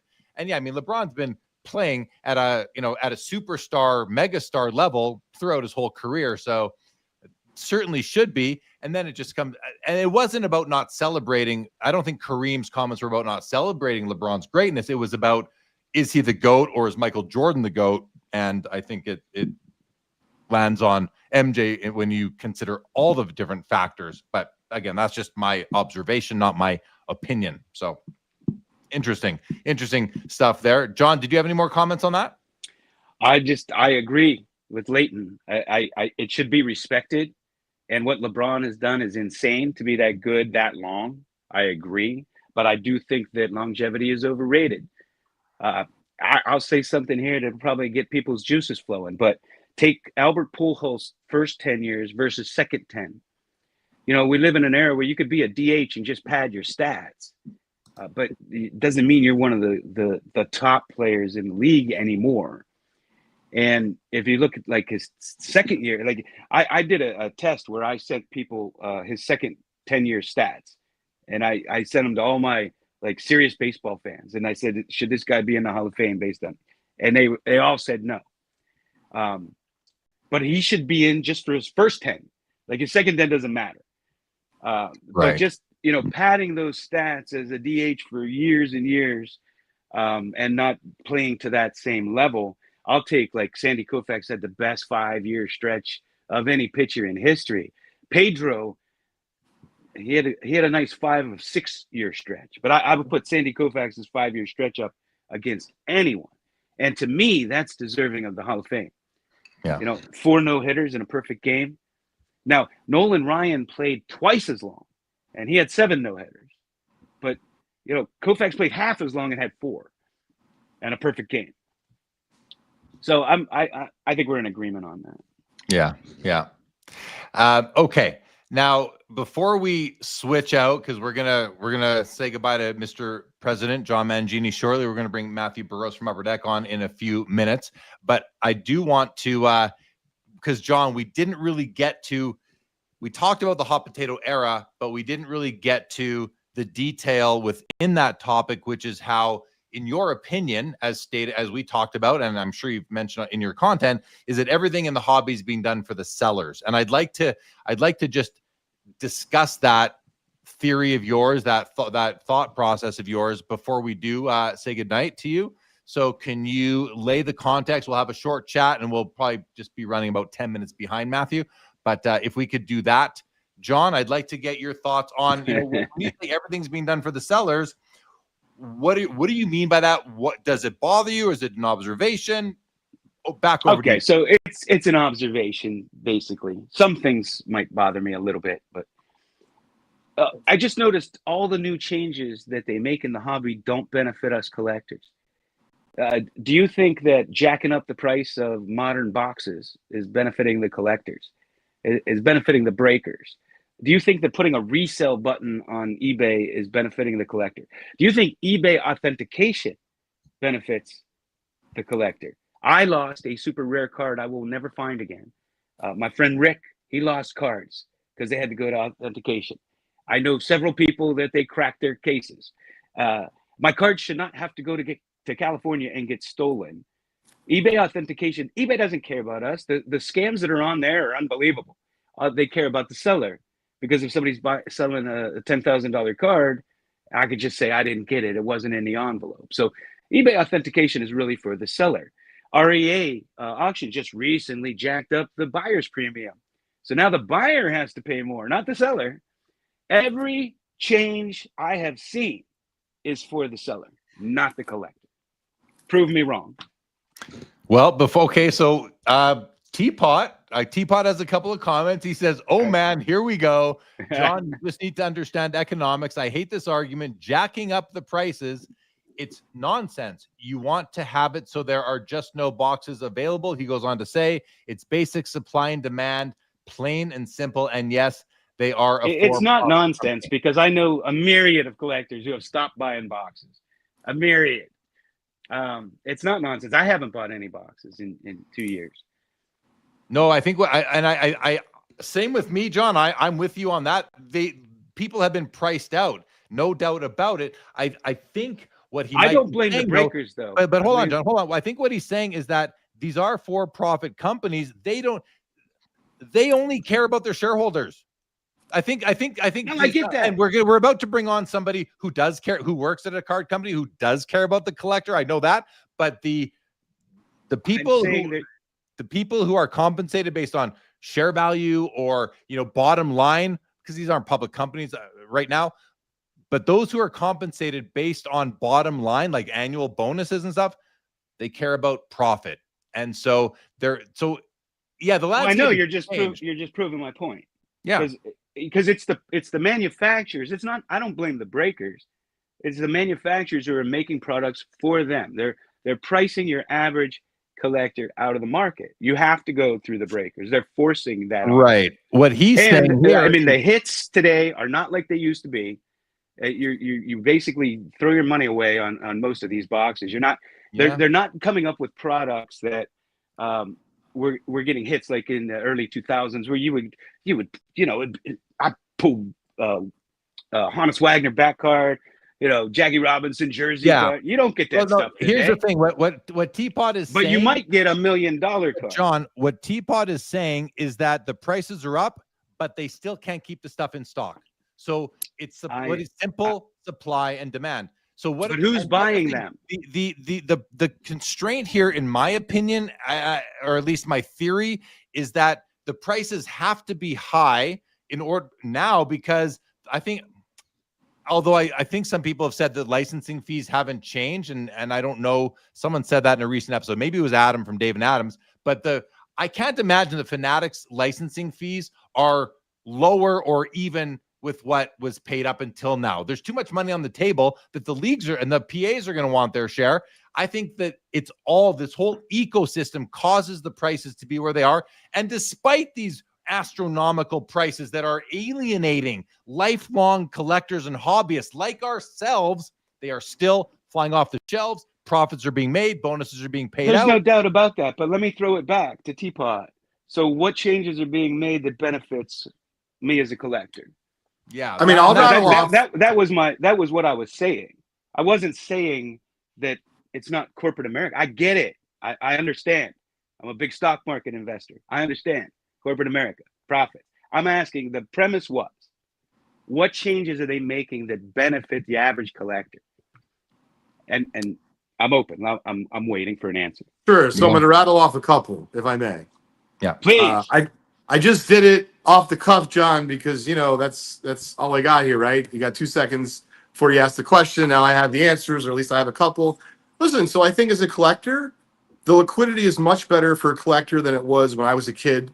I'm just comparing it to how it was, when I was a kid, John. Wait, that's what do you mean by liquidity? I could sell my cards? So like what I mean is as a young kid, it was 15 years old. If I wanted to sell my doubles, I was really lucky if I got 40 or 50% from the local card shop. And then if I didn't want to go to the card shop, my dad was fortunate enough that he was going to give me his time and drive me, or I was fortunate enough that my dad would give me his time to drive me, I would go to a card show that was maybe once every couple months. So now you don't actually have to go to a card show. You can literally contact, whether it be Alt or PSA or any other, big or small company. I think liquidity is much better for collectors. Number two, I know this for a fact because I'm friends with all the guys who run auction houses, John. As a collector, you have a lot more leverage selling items through an auction house than you did several years ago. Meaning, okay, but both of those things you just said are about selling. Well, no, John. I'm going to try to answer the question you asked directly, though. Right. And please, you tell me if I'm down the wrong path. But you said to me, what things are out there that are better for collectors? Because it seems like everything that they're doing is better for sellers. So I tried to do the best that I could and put myself in the shoes of a collector, because I'm also a collector. And I'm not saying I'm right. I'm just telling you this is what I see. I don't think that everything is only being done for a quote unquote seller. Isn't sometimes a collector or seller? So like, I don't want to get in an argument about that. I'm just saying that those aren't changes that are made. It's just that you could sell cards for more.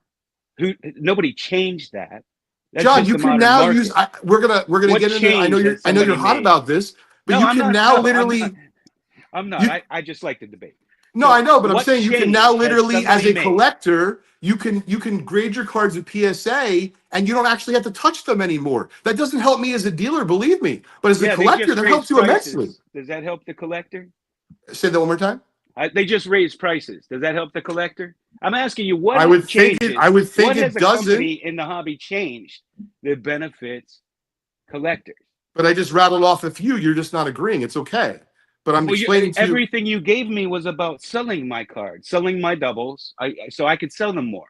But that's a market change. That's not, companies didn't. John, you're really pigeonholing yourself as a collector who doesn't sell anything. And I really think that. No, I was asking you what, like, if you're just a collector, what changes have any of these companies made to benefit the collector? All the benefits I said, and you're proving me right, is to sell. Yes. I think the technology is way better as a collector to buy stuff. I can call Chasing Cardboard to come over here and take them all. It's way easier for me to sell cards. I get that. It's also easier for you to buy cards as a collector. Is it not? Well, I got to pay a lot more money. You didn't, but John, that's not part of the John. That's not part of the conversation. You No, simply the asked. original conversation was what changes are made. All these changes I'm mentioning, what changes by the auction houses, by the card manufacturers, by PSA, by any of these people, these companies. What changes are made that benefits the collector? That's what I'm asking you. And you're giving me stuff that it's easier for me to sell, or I can make more money selling. That's the seller. You got it, Jeremy. You should bring up that. That was perfect.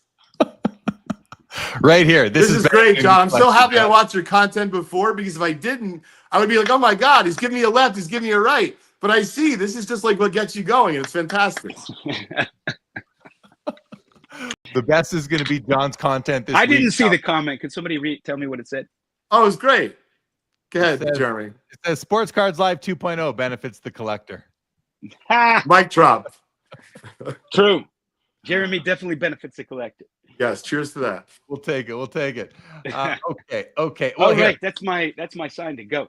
John, yeah, we'll let you go. Before you do, I want to, because I just knowing you, we're going to see content that it will spawn from some of these discussions. I look forward to it.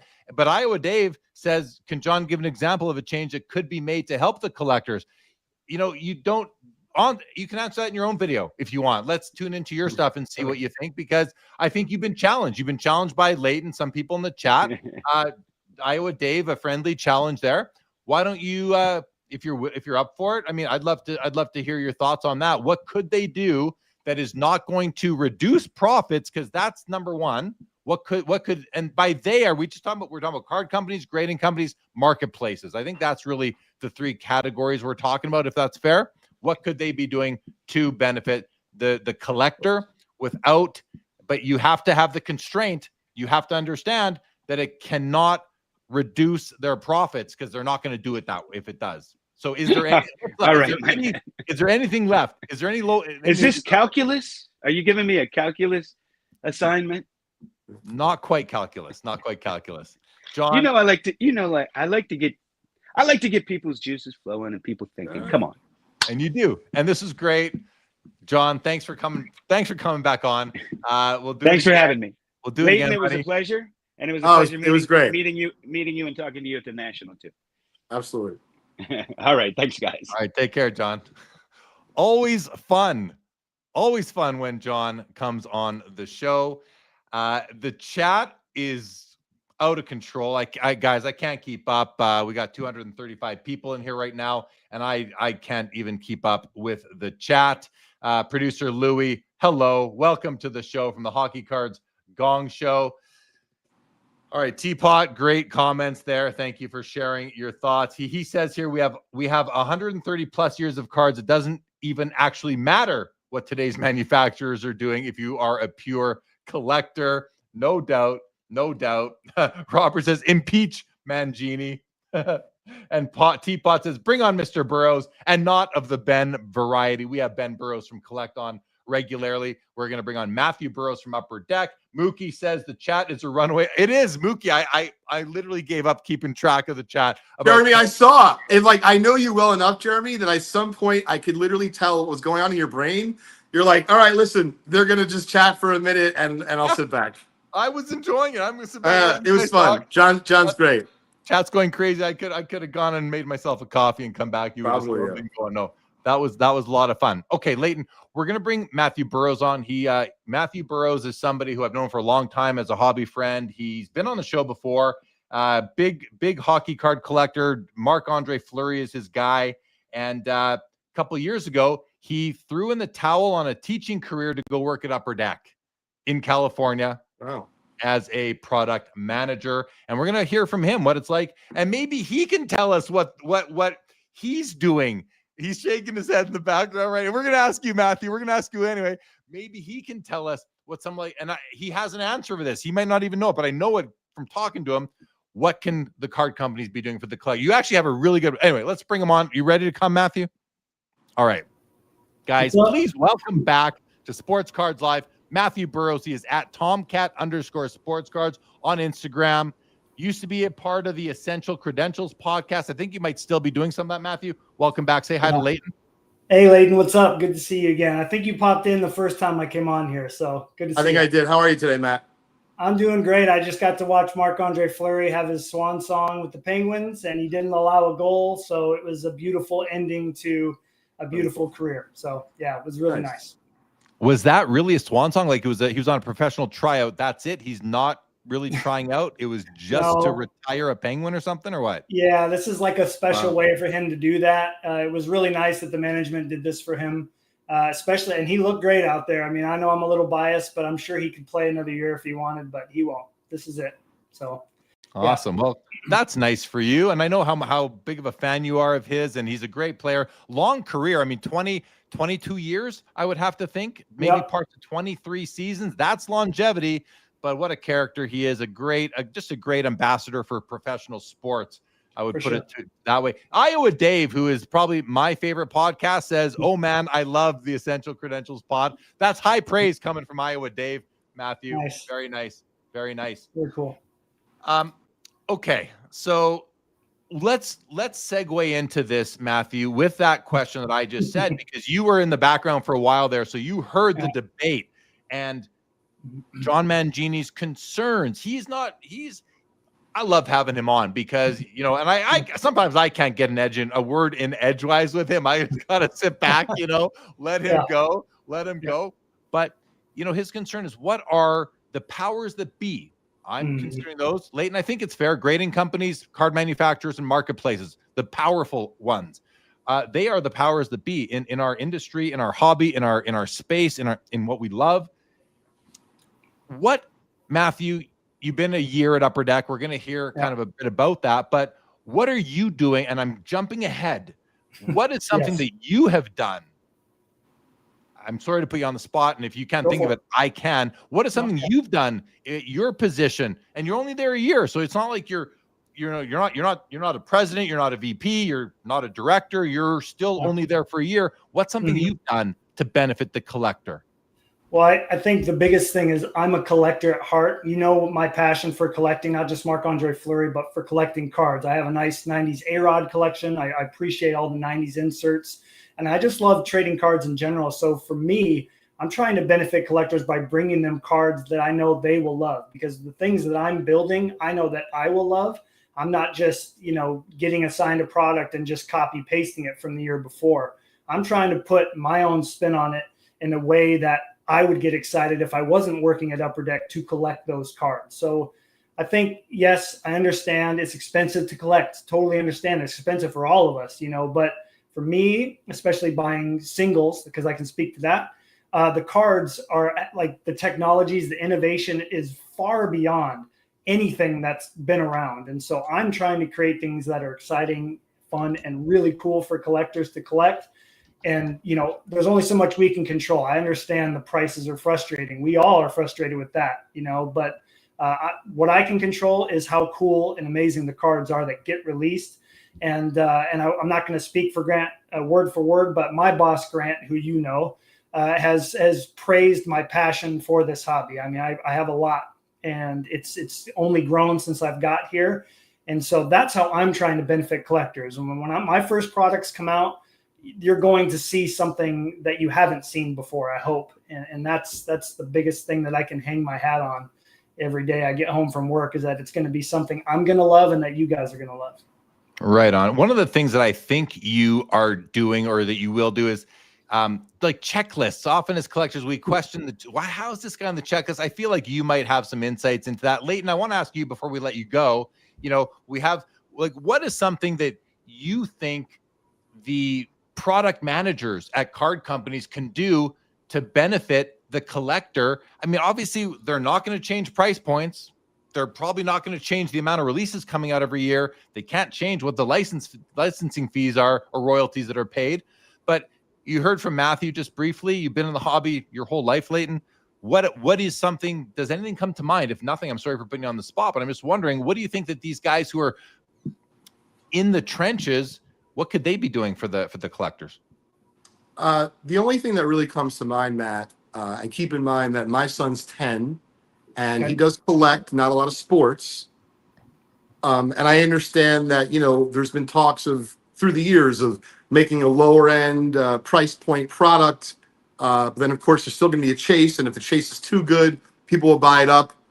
Right. I guess, after walking around the Philly show, and I saw plenty of blasters at $50 or less. But I guess I would say, whether it be you have a father, whether it be you're a father and have a son, a daughter, or both, and multiples of each, I would like to see something that I could work on with my son every year that is more project oriented versus like I'm trying to pull something. I don't even know what that means, but like I'm making it up, right? Like if I go to 5 conventions with my son, maybe we can look for treasure. And if we get something stamped at all 5 of these conventions, we win a free doll. I mean, I'm making this up, but like my son is really into adventure and seeking things out. He actually, I'm glad he doesn't really give a what about pulling a super duper card unless he likes it, because his daddy pays for everything. He's not quite at that age, but I know that's coming soon. So I guess what I'm saying is, if there was something at, whatever the price point is, because obviously everyone has a different budget, but I think I'd like to see that, something interactive for a family to be able to do together, where the product will be readily available. But then, Matt, you might be rewarded for that search or that chase of not just the items from the pack, but like you got to go to a card shop, you have to go to a card show, you have to go to an auction house. Once again, just, riffing this off the top of my head. I think that would be super fun. Cool. It reminds me of the 90s a little bit, like the Crash the Game cards and some of those really cool predictor So you're cards. trying to date me, man? I know I got gray hair, but like, come on, that's not cool. I remember those cards too, man. That was my childhood. Yeah, no worries. I like it. Great ideas. Thank you for that. Yeah, and I think what you're talking, Leighton, I like what you're mentioning too. It makes me think of a living set. These sets that they put out year after year, but the set, the design stays the same, but they add cards to it every year. Those are kind of fun.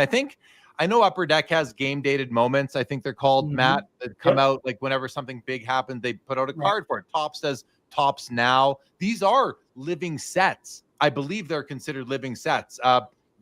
Is that something, not to harp on this too much more, Leighton, but is that something that you were thinking? Like, would it be something that you could chase every year, or are you looking for a more of a gamification kind of thing? I think both, meaning like I just envision my son being 10, right? And let's just say when he's 17, what if maybe in year 4, so he's 14 now, he kind of loses a little bit of interest, but he knows that, meaning like I want to try to teach him skills about life from the hobby. I want him to see that if he spends 7 years or 8 years to the age of 10 to 17 doing whatever the case is, I don't mean just completing a set, because that's very like one-dimensional, right? And honestly kind of boring at this point of collecting. But I would like to see that, where you get rewarded, let's say, for like an annual thing. When I say rewarded, who knows what that means? You get a ham and cheese sandwich, but yet if you actually stay diligent and you make it till a 7, 8, a 10-year journey as a young kid growing up in the hobby, yeah, maybe you get to meet an athlete. Maybe you get to get a tour of Fanatics. Maybe you're in a grand prize drawing for like World Series tickets. Whatever the case is, I just think that there's some hook to be done for the hobby with families that isn't being done yet. Yeah. Gotcha. Yeah, good. Well, okay, Leighton, I know you got to go. I want to say thank you for coming on. We had some good, and thank you for really bringing out some of the best of John Mangini tonight. That was fun for me to sit back and watch. So good stuff, Leighton. Thank you. It was good seeing you guys. And if I may, I just want to plug our store, Jeremy. We're doing something super cool this upcoming Tuesday. We're calling it T206 Tuesday Takeover. And we recently bought a deal of 158 graded T206s, all PSA and SGC, dozens of Hall of Famers, dozens of Southern Leaguers. Every card is graded. They're generally ranging from like 3 to 6. So a nice smattering. And we still have most of them available as we just bought the deal. So we're putting them all out individually in our store. We're going to be having pizza and like some free stuff. And we're encouraging people to come by. And even if you don't want to buy or trade, there's many people in our community in Summit, New Jersey, Jeremy, that have never really seen a card that's over 100 years old. And even though I know that most of the people in here very much know what a T206 is, if you would enjoy the wheeling and dealing aspect, or you just want to talk turkey or some T206s on Tuesday, a lot of T's, come by our store, Just Collect in Summit, New Jersey. This Tuesday, like 3 days from now. Exactly. Okay. And just let people, Summit, New Jersey, it's called Just Collect. You guys can find it online. Follow Leighton at Leighton_Sheldon. @just_collect as well. His podcast, Trading Card Therapy. Leighton, talk to you soon, buddy. Take it easy, guys. Yeah, see ya. Bye. All right. Thank you, Leighton. Matthew, we're going to go you and I until Chris and Josh join us, and we'll take it from there. Before we get into some of my other questions, Orlando here says, Hockey Talk, I am bummed that Barkov of the Florida Panthers tore his knee in practice and is now out for the season. Is that the season, Matthew? Is that what it is? I think, I don't know, there might be a chance for playoffs, right? But you never know with stuff like that, right? They just kind of assume he's going to be out the entire season. But yeah, what a huge blow to that team, man. We were talking about that Friday. What a bummer. Holy, I didn't know the extent of the damage. Wow, that is hard to fathom for that team, but they still have a great team even without their captain. Yeah, so for sure. 100%. Yeah. Okay. I'm just going to have a quick look. Okay. Chat's still going. Everything is everything. Okay, guys. So one of the first questions I want to ask you, Matthew, is, you've now been at Upper Deck for a year. What is something that maybe happens behind the scenes that you weren't expecting to learn? Yeah. And that some collectors might like to know.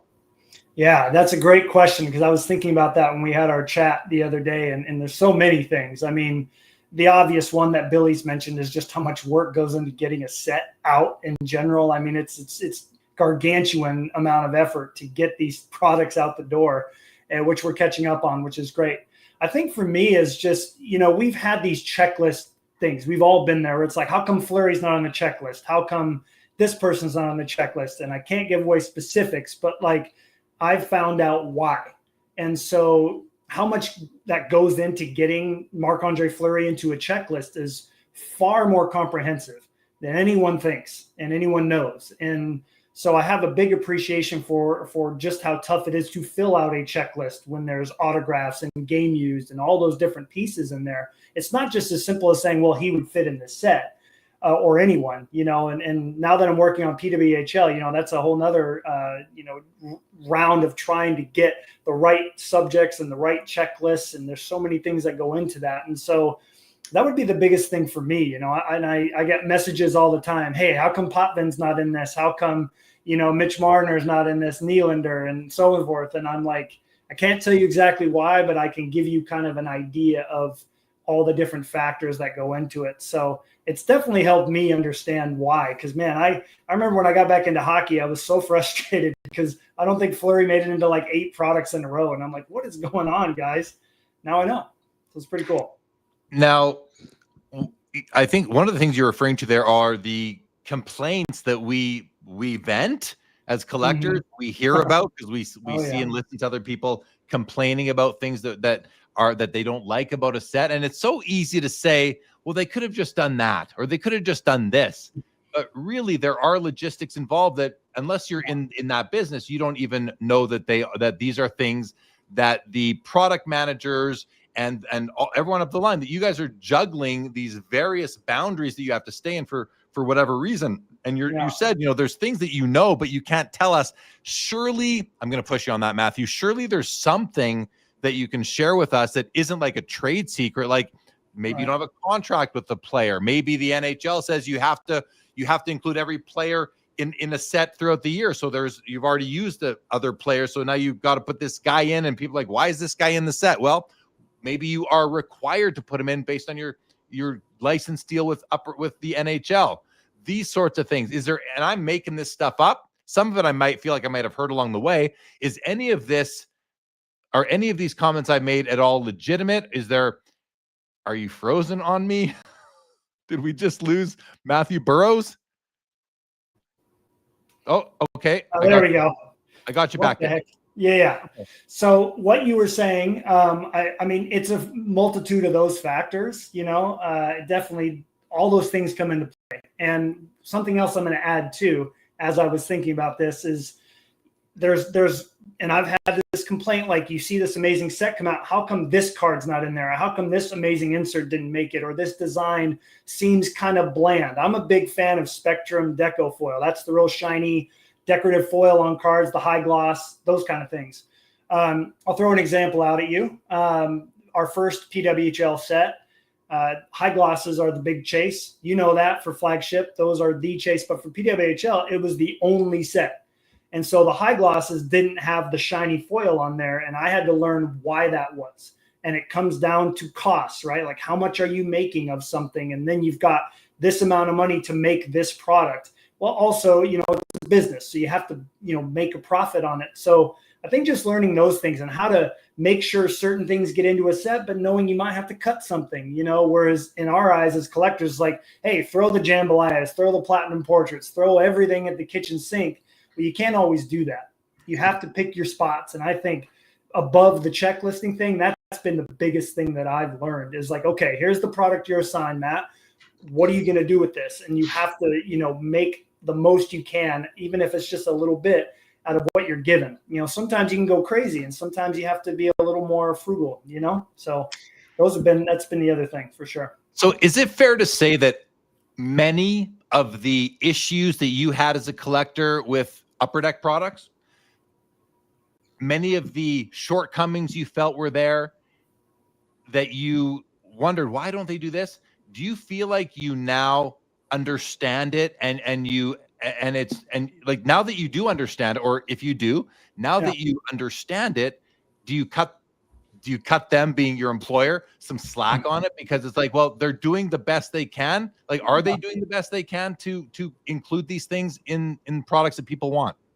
Well, I think it comes, first of all, it's got to come from the mind of the product manager. I mean, we're the ones that are creating the blueprint for this set. So we've got to have this vision to try to make come true for collectors. But then, you know, we've got our amazing design team. They've got to kind of make that vision come true on the card too, visually, right? And then you've got every other step of the way, you know, obviously the manufacturer, the print companies, they have to print it the way we want them to print it. And I can tell you for sure, I don't want to throw anybody under the bus, but there's been a cup card that was just did not turn out anywhere close the way that it was supposed to. You already know what the card is. Billy and I laughed about it a couple weeks ago. That card did not get printed right. So therefore his vision didn't come true. So like there's so many things that have to happen. So yes, I've cut some slack. I still give all the content people there a hard time for not including Fleury as much as they should have. But that's just the joke in the office. They know that I want to see more of that. But I definitely have learned to understand where the mistakes happen. But at the same time, that doesn't mean that I'm like, oh, I can get away with not doing my best. I'm always trying to push the boundaries. And Grant tells me that from time to time. You know, he'll look at me and be like, hey, you're trying to give them something so much better than we've ever given them. Now what comes after that? So I'm learning my way through that, you know?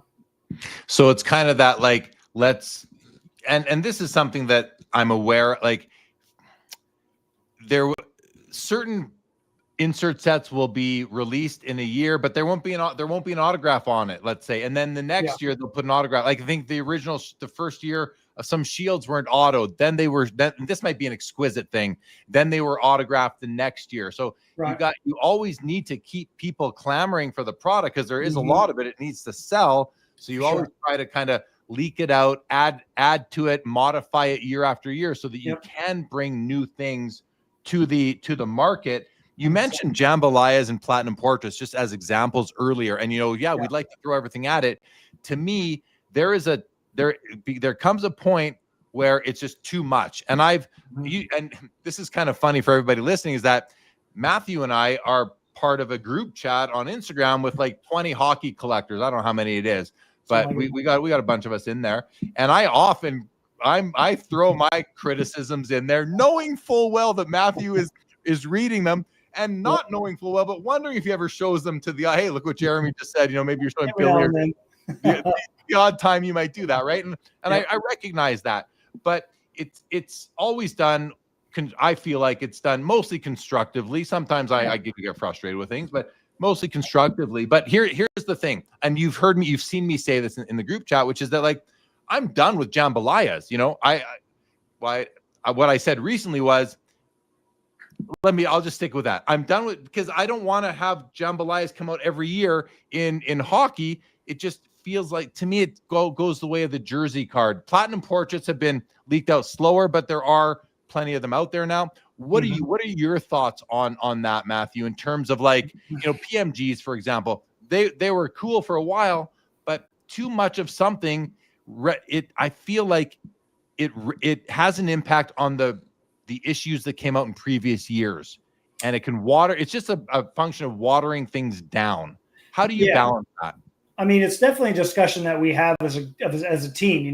My team, we're talking about that all the time. Grant spearheads that a lot in discussions like, hey, we don't want to be doing something too much because, like you said, oversaturation, it loses its luster, right? But for me, there's something else to consider. Let's say you take PMGs out of the next set. Well, Demidov collectors are like, I cannot wait to get a red PMG of Demidov, color match, blah, blah. You're taking that away from them. They're like, dude, Celebrini and all these other great rookies have had PMGs, and now I don't get one. Like, what's the deal? That's tough. That's tough. In Jambalaya, same thing. Fleury's only had one, and I've been like waiting. Like, can we get a legend one? But like, there's those of us that are player collectors and team collectors that want to get our hands on the first one, like 16-bit. Those are still cool, but aren't as cool as when they first came out. Do I want one for my player? 100%. But maybe Crosby gets 3. So then there's like, well, why does he have 3? So you're always trying to say, okay, is the popularity of this insert, does it deserve to stay, despite the fact that it's been popular for, 3, 4, 5 years? So you're always trying to look at that. And the other side of it too is when we do, sets, entertainment sets, right? Like now we have the DC license. So imagine all the different Metal Universe products that are going to go towards different, versions within DC, Superman, whatever else we end up doing in the future. I mean, you want to do PMGs for at least the first time. So it's just one of those things. You're always trying to balance it out. I get it from your standpoint. But when I'm doing something that's new, that's never had jambalayas, well, I mean, yeah, you gotta get them in there. So I think it's I don't want to speak to the hockey side of things because that's Billy's department. He does Metal Universe. He's done an amazing job with it over the years. Whatever you think, all good. But I've loved the inserts. He's changed the inserts beyond the well-known inserts every single year. So he's balancing the old with the new, and I think that's a great approach. I love what Billy does, and I'm on a bit of a Billy kick right now. I'm buying some of these cards because I do like it. I was going to ask you, like, how do you create? I think this is the question I want to ask. Also, I'll just say it. How do you create the next PMG? And I'm not talking about a foil, a card like fluorescence. Kind of had a bit of a look like those did, like PMGs did. So I'm not talking about greens and blues and reds and purples. I just mean, how do you go, and do you guys have the discussion like, okay, do you ever say we need to come up with a new insert that will be like Panini's got their downtowns and their uptowns and the color blasts and the kabooms. Yep. Like, those have all taken hold of the hobby. Yeah. What, as a product manager and as part of the creative team there, Matthew, how do you go about creating that next? And I don't know if you even know you can do it, but how do you guys talk about it, and what do you do to really accomplish that? Yeah, well, I'm going to shout out Billy since we're on the topic. He did do that, and it's the liquid gold inserts from Metal Universe. You want to go take a look at what the Connor McDavid sold for. It was $1,000 insert. And I remember going on Instagram, and I can't remember who it was, posting their story, this is BS. No insert should sell more for a Connor McDavid auto. And I said, hold up. Let's have this discussion. Let's go back to the 90s when autos were impossible. And you look at what the big inserts sold for, not parallels, inserts. This card is exactly what we need in this hobby because it was a new technology. They look great. It's the right checklist. And you've got $1,000 insert with no parallels. No offense to Panini, but they'll put out kaboons and then they'll do like purples, greens, golds. Like, they're always trying to make more of it. I think we did a great job in discussing like what is something new. And then of course we have Gene. I got to give a shout out to Gene McLeod. I mean, working with the person who came up with all those amazing 90s designs at Flair and Skybox now is on our team, and she'll say, hey, I got this new technology. How can we use this in a product?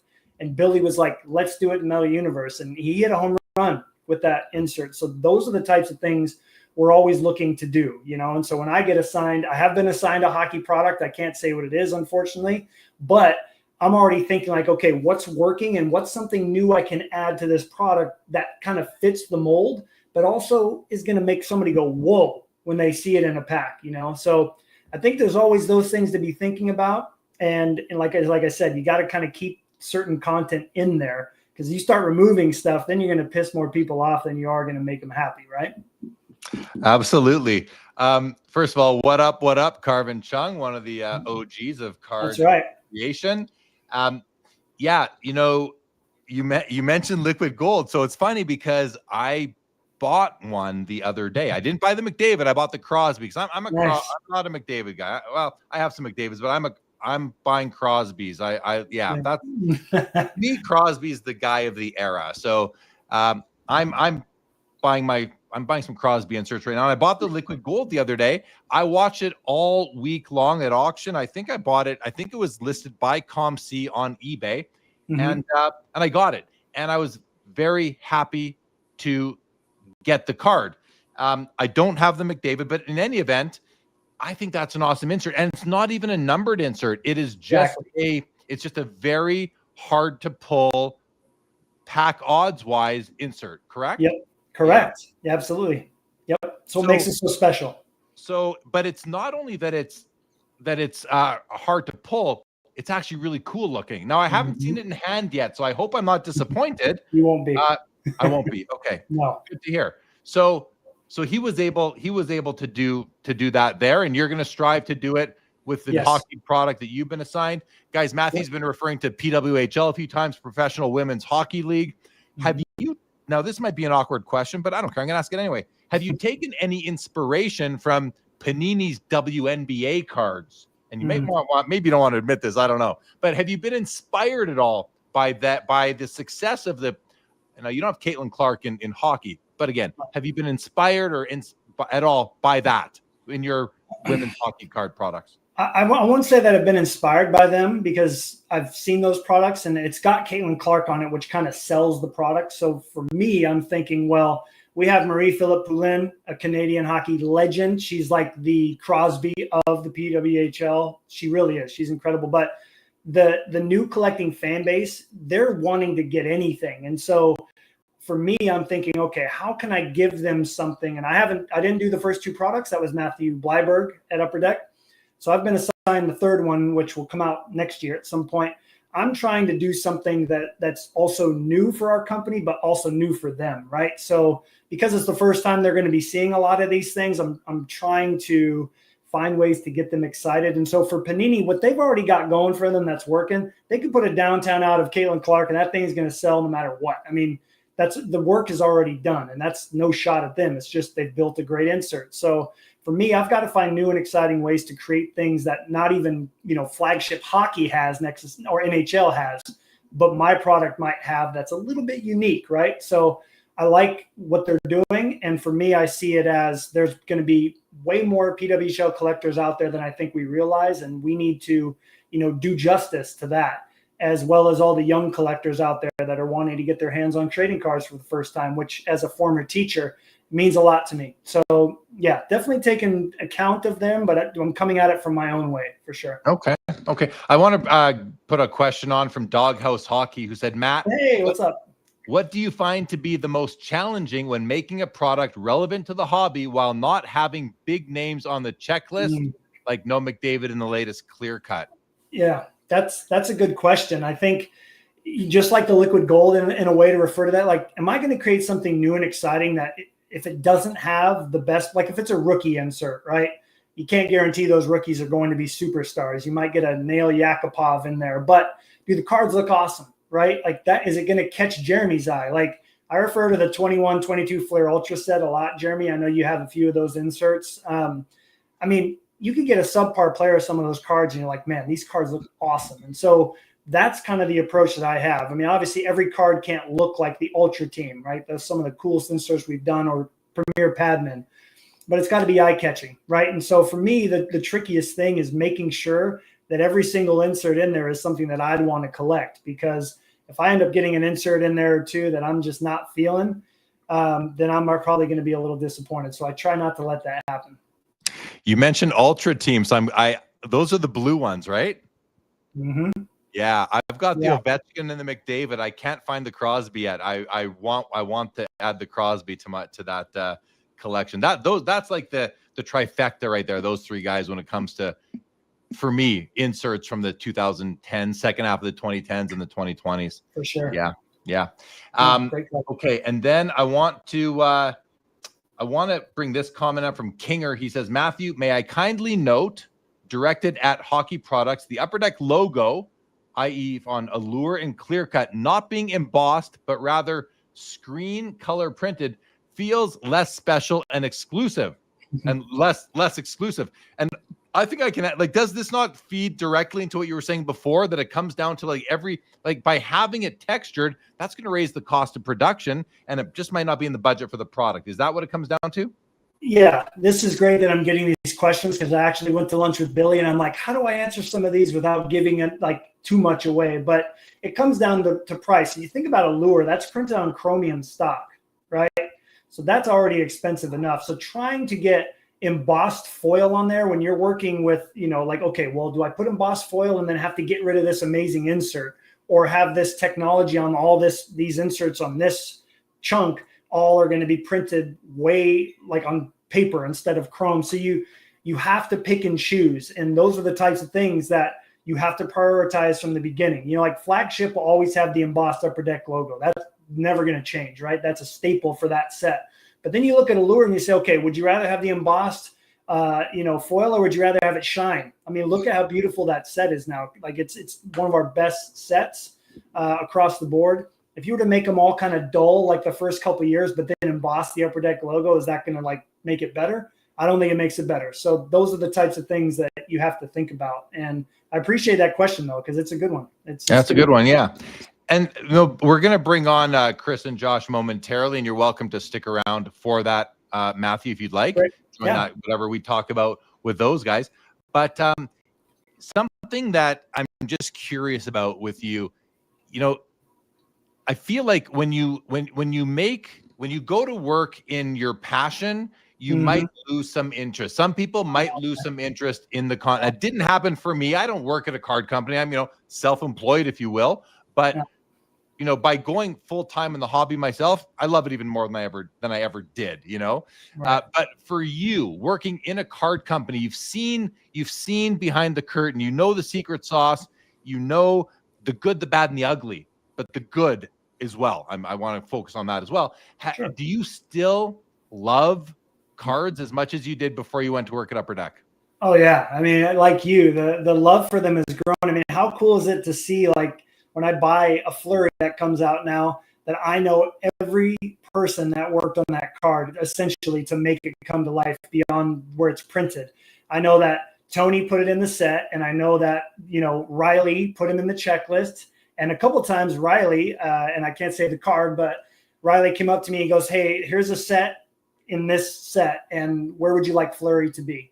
I'm like, that is amazing. Come on. Like, that is the coolest thing. Like, the respect for someone to come and ask me that. And then I know how cool that card's going to be, and like having my own input on that and then buying it. I mean, that alone makes it awesome. But I imagine when my own products come out and I get to see, and I know you're going to ask about the criticisms and seeing some of that stuff, but that's going to make it grow even more. When my first few products come out, man, I can't wait to go get a couple cards and like show my friends and my family, like, this came to be partly because of me. And I had this vision for this insert to look this way. Like for instance, in PWHL, there's a soft touch insert in there, and we haven't done that in Flagship, and we haven't done in PWHL yet, but I was very excited to put something in there. And there's another case hit in there that's also never been done. Like, something that's unique to me and collectors are going to get excited about. That's going to just make the love for the hobby grow for me beyond whatever criticisms, come from each of my sets. So yeah, if anything, it's gotten greater, but I buy less, if that makes sense. Yeah, no, that does make sense. And I see you, Turner. I see you out there with your clear Ultra Team Crosby.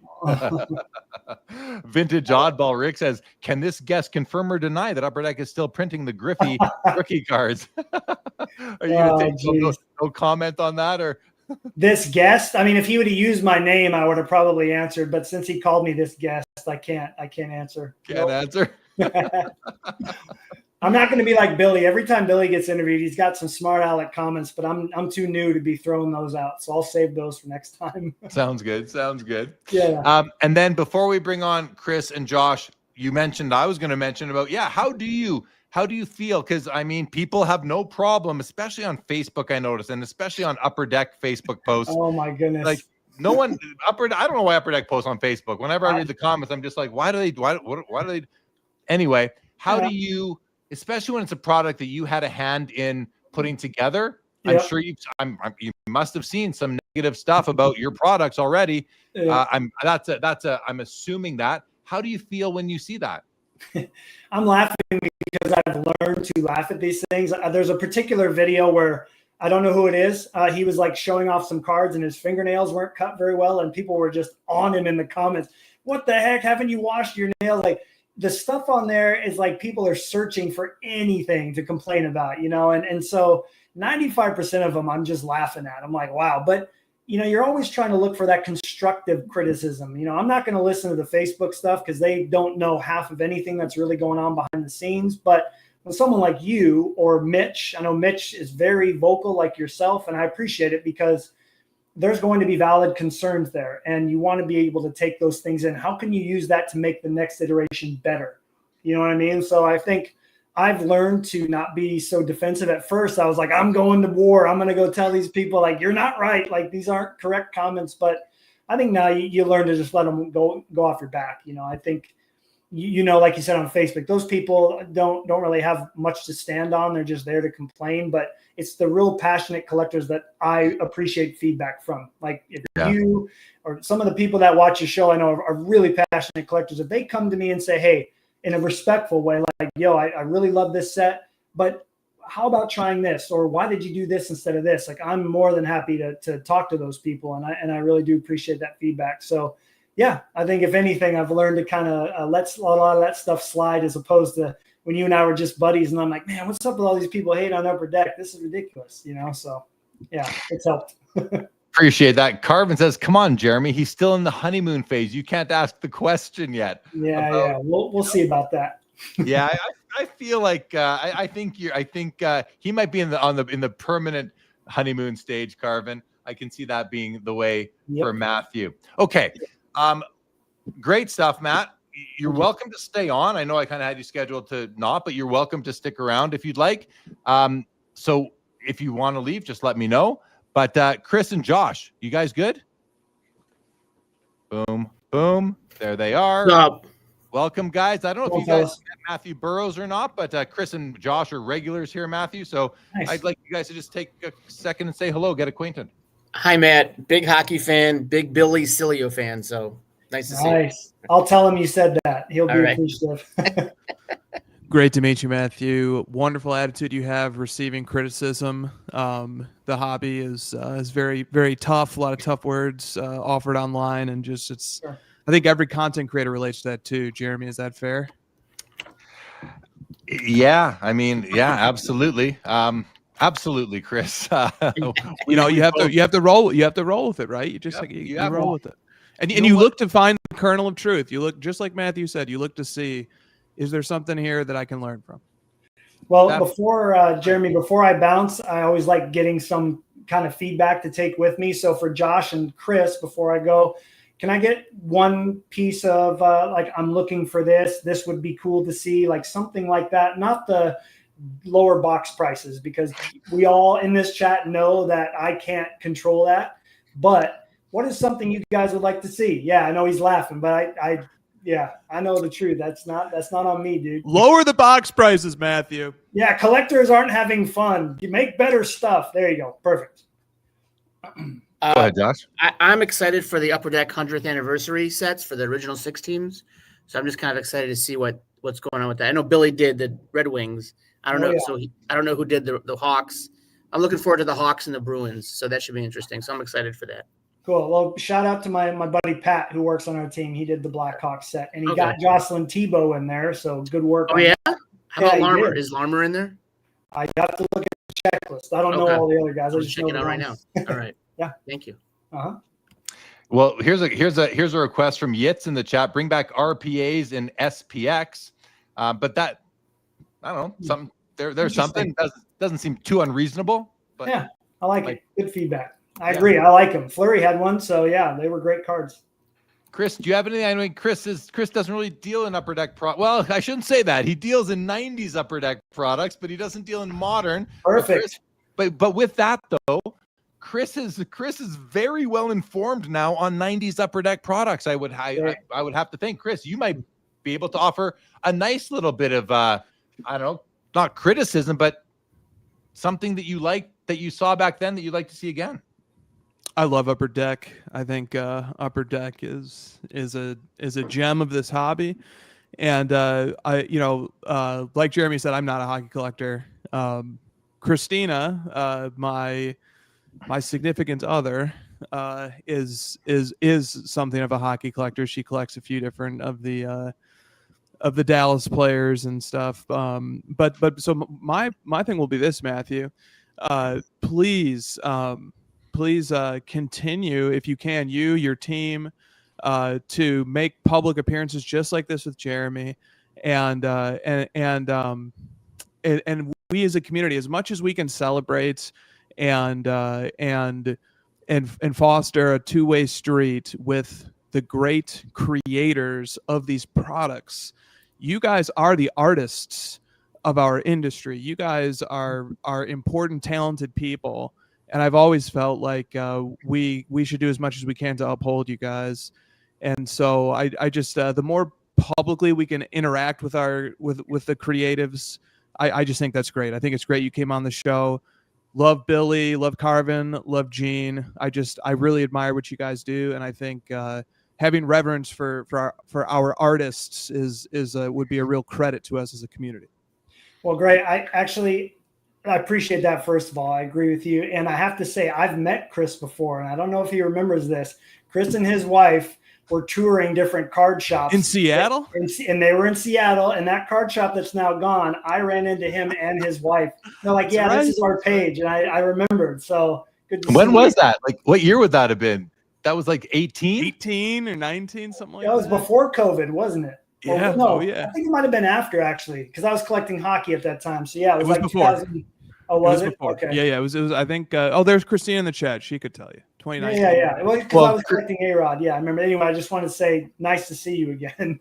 You too. That's cool. That's when I was deep into the House of Jordan's podcast when they were they were talking about those trips. The card store tour. Yeah. Card store tour. I That's remember that. Oh, that's nostalgia for me right there. For sure. Yeah, that's great. Hi, Christina. Good stuff. Thank you, Jeremy. I appreciate you having me on here. It's great to meet Chris, Josh. Great to meet you guys, and I appreciate you giving me the opportunity to come on and talk about something. I mean, it's just a lifelong passion, and now to work at Upper Deck is really a blessing. So thank you for everything you do and for this hobby, especially. We really all appreciate it. Thank you for coming on, Matthew. And I've been supportive of your move and transition. I don't support it. You don't need my support. I've been excited for you about what you've been about you going to work there. So keep it up, man. I love knowing that there's a passionate collector there, and I know but a passionate hockey collector. Like Billy loves his Red Wings. I know that too. I love and Grant knows all. You guys, great team. And it's nice to come on here and just shed a bit of light on some of the constraints that you're up against in creating these things. It's not as easy to say, hey, go emboss that Upper Deck logo. Great suggestion. I agree. I think it was Kinger. I love the embossed logo. I agree with Kinger, but I also understand that what we want is always just not possible because of the constraints that are built in, because you guys are running a business. So thanks for coming on and setting some of that straight, sharing your insights, and we'll see you soon and we'll talk again soon. All right. Thank you. Appreciate it. Oh, hey, before you go, where can you do your own podcast still? Let people know where to find you. So I'm still on the Essential Credentials YouTube channel, but me and my good friend Ben do Joy of the Hobby. It's really centered around like keeping the hobby a positive community-based place. I think everyone in here would probably agree with that. And then just keep finding ways to continue to enjoy the hobby.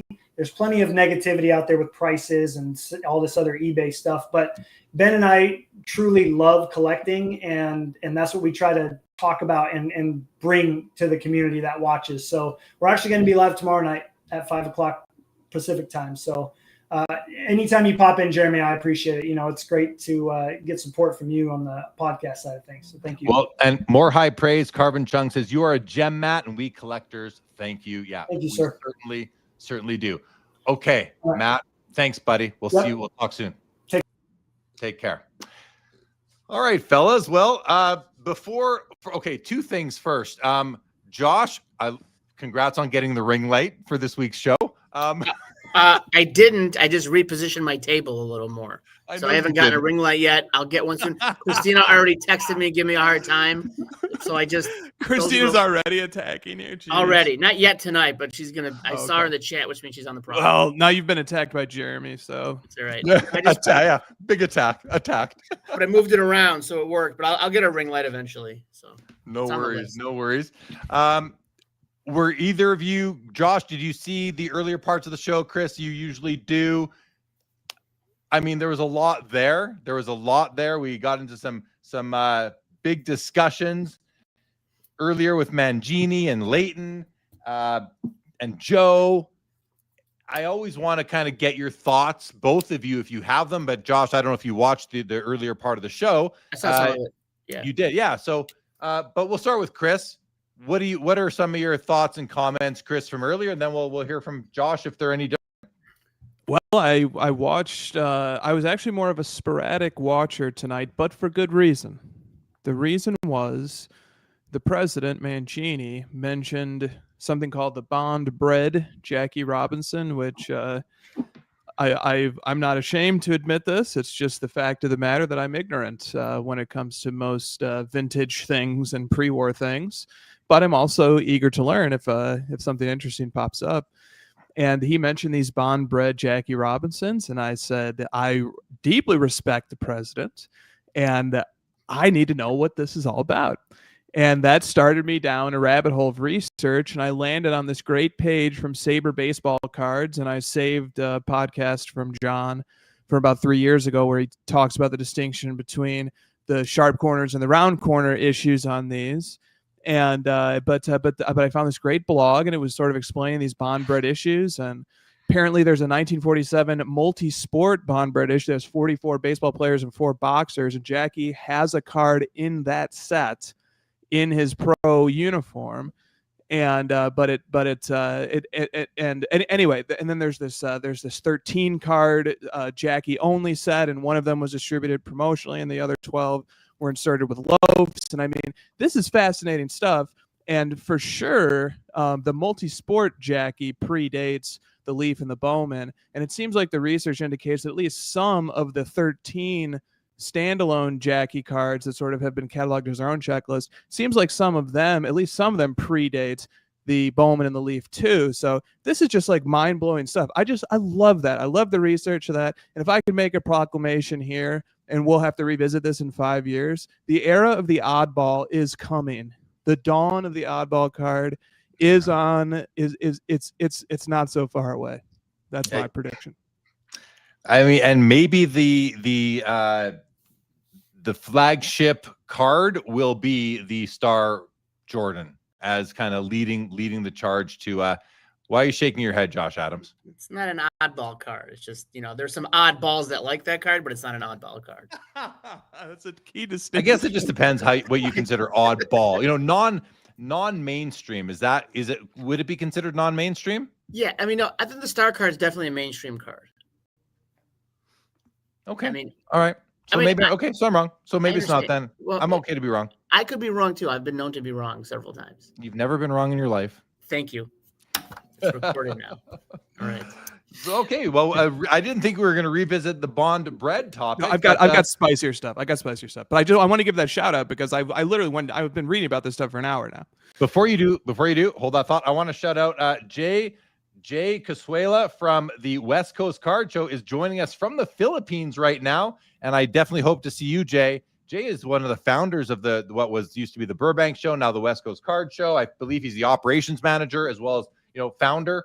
Jay, glad to have you watching from the Philippines. Okay. Josh, did you have any comments on anything you saw earlier in the show? Sorry, Chris, I forgot to get back to Josh on that.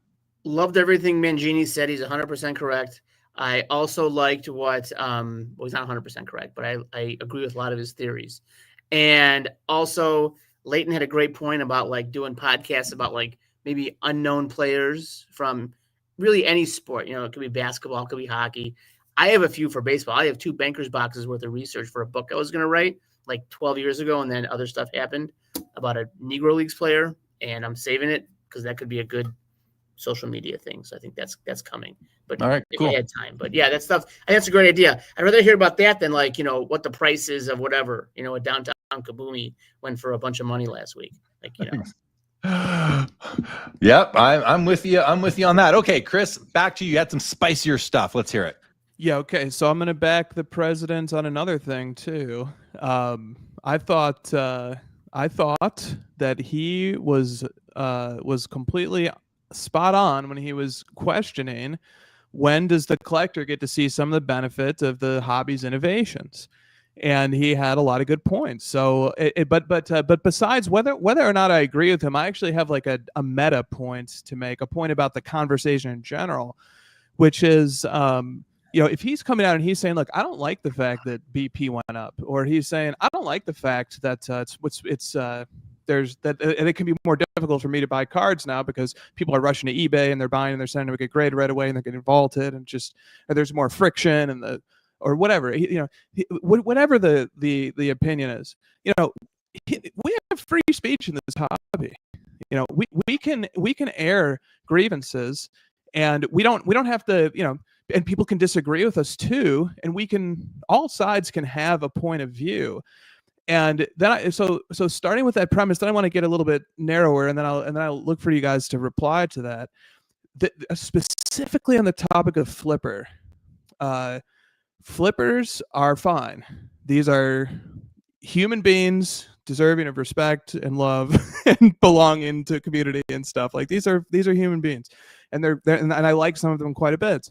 But as a collector, it is totally fine to have the opinion, I don't like when they compete with me for a card, they outbid me for it, and then they try to sell it to me for a profit.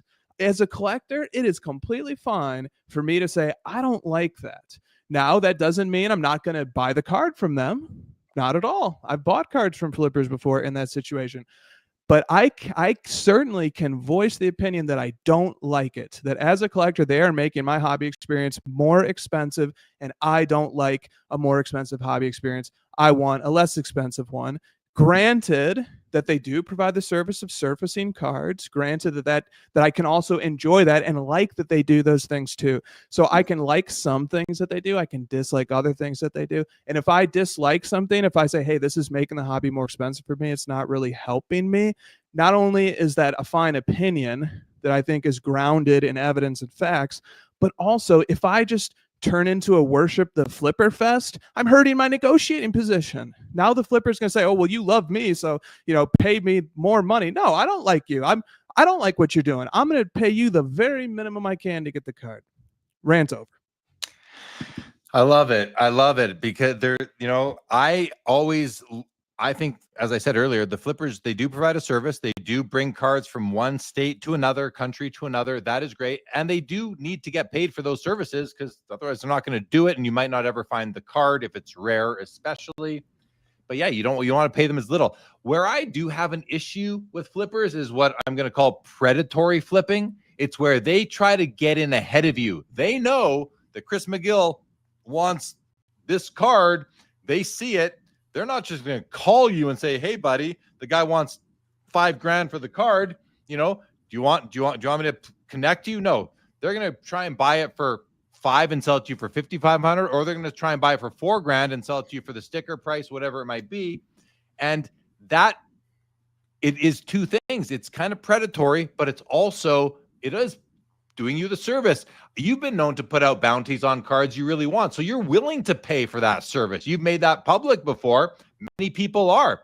MK Sports Cards on Instagram. He will often put on his story post, looking for this card. We'll pay. I forget how he put it. We'll pay over comp, or we'll over. Oh no, what he says is we'll over. And he will. And he will. He says we'll overpay. Oh, not fun. He calls it. Yeah, maybe scalpers is a good word for the predator, but I mean, I don't know. It's tough. maybe a scalper is like a predatory flipping, but predatory flipping is something that I would have an issue with. Flippers themselves, part of the ecosystem. We're not going to get rid of them. Deserving of respect, as you said. That was very nice. Yeah. What do you think, Josh? I agree that they're human beings deserving respect. I don't agree that they are necessary because you've got dealers, you've got auctions. There are ways to find cards. But I do agree, though, looking at both sides, they do unearth hard to find cards. What my issue is, and you mentioned this kind of in passing when talking about flippers, is that kind of the residual unforeseen consequences of the flipper, which is these pumps, these like social media, like, I guess pumps, yeah, to like inflate the value of a card when there are groups that are buying the same card, pumping it up, and they're all flippers, and that would fall under the predatory flipping. I would fall under. Do you ever, Chris, and to both of you guys and anybody in the chat, when you're known for collecting something, you often get DMs saying, hey, look at this, look at that. And oftentimes they are from hobby friends who are just directing you to the card. They are not inserting themselves into the transaction. Love that. Love providing that to other people. It's great. But when a predatory flipper comes to you with a card that they have for you, does it ever ruin the card for you and you just want to stick them with it? Because you're the guy that they're coming after. You have the power to stick them with that card and say, you might know that maybe they're asking you for $10,000. You figure they bought it for $8,000 and you're gonna say, no, the most I'll pay is $5,000 and that's it. $5,000, that's it. Or will they just move it to another flipper who's going to try and come to you? Like they might do that. They might move it to another flipper who we call that the flipper's vortex. This is the flipper's vortex. Exactly. Right. That's exactly what it's called. And they may not tell their flipper colleague that I've already tried McGill. I've already tried Hoge. He's only going to pay $5,000. I'm not going to tell my colleague that Hoge is only going to pay $5,000 because I want him to pay me $6,000 for it so he can go to get $8,000 out of McGill. Right? Like, have you ever thought, Chris, about sticking the flipper with the card? Yes, and there are ripple effects to, if a flipper finds out that you're very eager to pay them off immediately, that can incentivize them to keep going and to keep trying to find the cards that you're trying to find and beat you to the punch and flip them to you quickly. So there can be a sort of game theory approach here that says, like, if I signal to a flipper, and maybe it even means I have to miss out on a card or two, but if I signal to them that I'm not just going to be a dumping grounds, then that can actually maybe deter them from seeing me as somebody that's just that I can constantly be squeezed, and that instead, maybe they'll go look for others. So I do think about that. Yeah. How about you, Josh? I mean, do you ever feel that? Have you ever been the victim of the flipper's vortex? Yeah, and I tell them you can keep the card and I'll just wait longer to get it. But sometimes I have been looking for a long time and my time is valuable. I'd rather pay more now and stop looking for a card. And I hate that, though, because I don't want to give in to the bounty hunters. Yeah, here's the thing, man. Like what we're all trying to say here is that we're all giving. This is unusual. I think that collectors here are giving genuine points of view about how we authentically feel, knowing that there are people who are not going to like this. There are people going to be like, you guys are, being too hard on the flippers, or they have a role and stuff. And all that's true. I'm not trying to say that it's not true, but we're having a genuine experience, genuine sharing of experiences here where it's like, we don't like this. And if I were a flipper and I were sitting on the other side, yeah, I could defend myself, but I would be thinking more along the lines of like, okay, let me take notes on this. So if I want to build a relationship with these collectors, here are certain things that are going on here that I should be listening to and I should be thinking about. Because if anybody wants to have a long-term flipping success in this industry, they're going to need to have great relationships with collectors. And the best flippers, that's exactly what they have. They have great relationships with collectors. They look out for collectors. Not everything is just about squeezing the collector every time. I think it's because they don't look at those collectors as their victims, as much as they look at those collectors as their clients, and they want to continue to do business with them. So they're not going to squeeze every last dime out of them. Now, some of them do this, and some people pay the price because they just want the card, and that's the way it is. I like Christina's comment. She once got hit by someone who didn't even buy the card yet, and he was trying to sell it to me while it was actively listed on a Facebook group. It hasn't ruined the card for me, but I am still salty. So are you familiar with this practice, Jeremy, where people will see a card for sale somewhere and then they won't buy it yet, but they'll take it to you and they'll try to shop it to you for twice what it's for sale for. They'll sell it to you before they have it. They'll take your money. They'll go buy the card, and then they'll pocket the difference. that is like so brazen. I'm not familiar. I've heard rumblings, Chris, mostly from, maybe through you, I don't know, through group chat, whatever, but no, that to me is like, I don't know how you could really, how can you do that and feel good about yourself? That is, because don't you think that like that person can just go get it themselves, or that they know you're doing that? They might see what you're doing. And now you're risking your reputation for being someone who's just doing that when the card isn't even yours yet. I don't know. That's a interesting approach.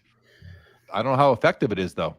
I do have another topic when we're done Sure. venting Let's about flippers. Okay.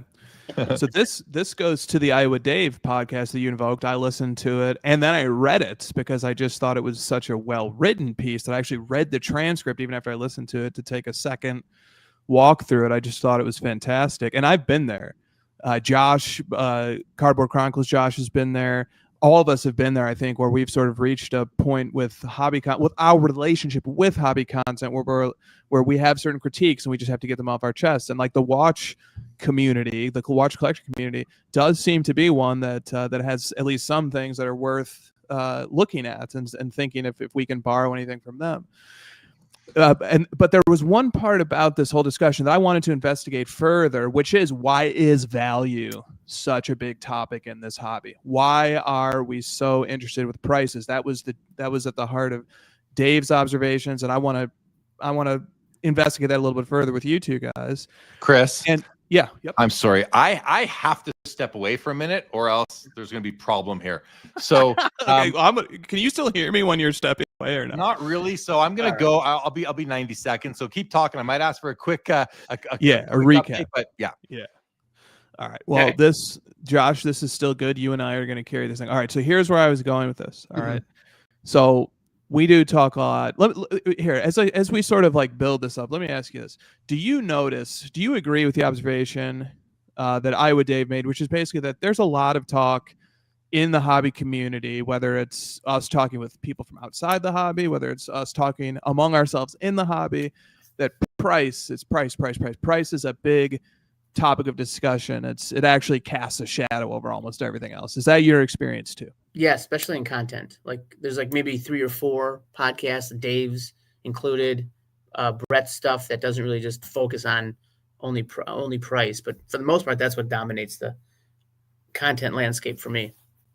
Okay, and that was that Dave was making that observation, and he was sort of thinking about what it actually says about us as a community. He was thinking about how it impacts us as collectors, sort of the second and third order effects of that. And so here's sort of where I was going with this. All right, where I was going with this is that we do obviously talk about value and price, and I think there are some like really obvious reasons why. Like one is because there's this is in some ways a hobby of ex-athletes. I think a lot of us played sports at one point or another. Some of us maybe were even full-blown jocks. Others of us were nerds. But there's a competitive nature that we all have. We are competing. There's undeniably, in my opinion, an underlying competitive substrate to the hobby experience. And I think another really obvious thing is just because people are using value. Value is very important because people are speculating on card values and they're profiting or losing. And so the value is really important. That's like it's a driving factor in what they're doing. But here's what I want to add to this. I think that another reason we talk about value that maybe I want to investigate a little bit further here is because value is a heuristic or a shortcut. It's a shortcut to actually say a bunch of different things very fast. So, for example, why is the 1986 Fleer worth more than the 1987 Fleer? And one of the explanations we can give is that it comes first, but I don't even need to say that 86 Fleer comes first because I can just tell you that it's worth more. And now you know that I'm condensing a bunch of information into just one thing when I tell you price. So here's what I'm getting at. Our values if we accept that value is a shortcut, it's actually, value is a way to say a bunch of things at once. It's a way to describe how cards rank against each other. It's a way to express which card is more important than another card. It's a way to show what the community values. And then people can sort of ask, well, why does the community value this more than that? And they can start down this exploratory period. But then we get to the point of, but are they accurate heuristics? Are they accurate?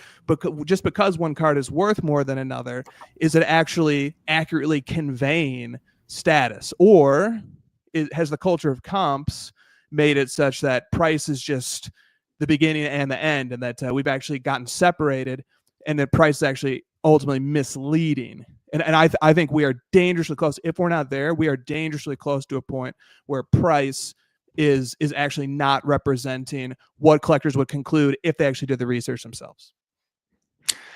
My first response to that is that the comps that we are referring to when we say value, because oftentimes that's what it comes down to. Even when you show a card to somebody that comes over who's not even in the hobby, and one of the first questions they ask is, what's it worth?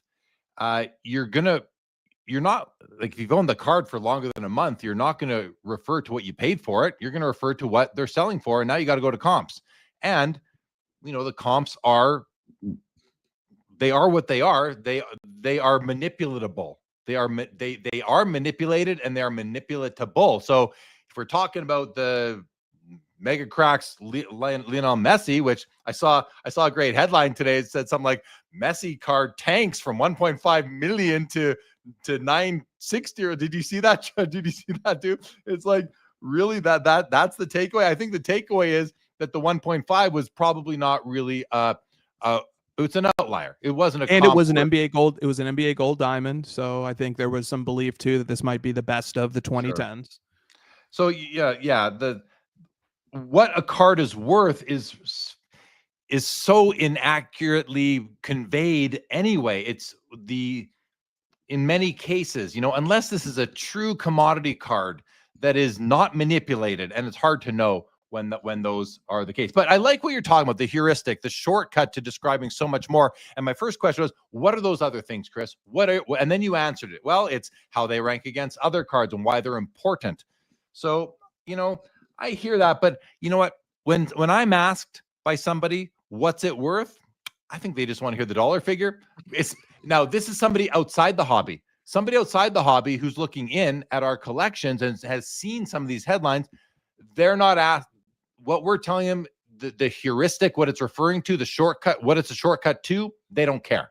It must be important. It must be, but they don't care what it's ranked against. So within the hobby, though, maybe within the hobby, people are looking at it that way. But even within the hobby, they can go look these up themselves. Like, who within the hobby asks you what something's worth, unless it's really just the shortcut they're looking for is not to have to go on Card Ladder themselves, type of thing.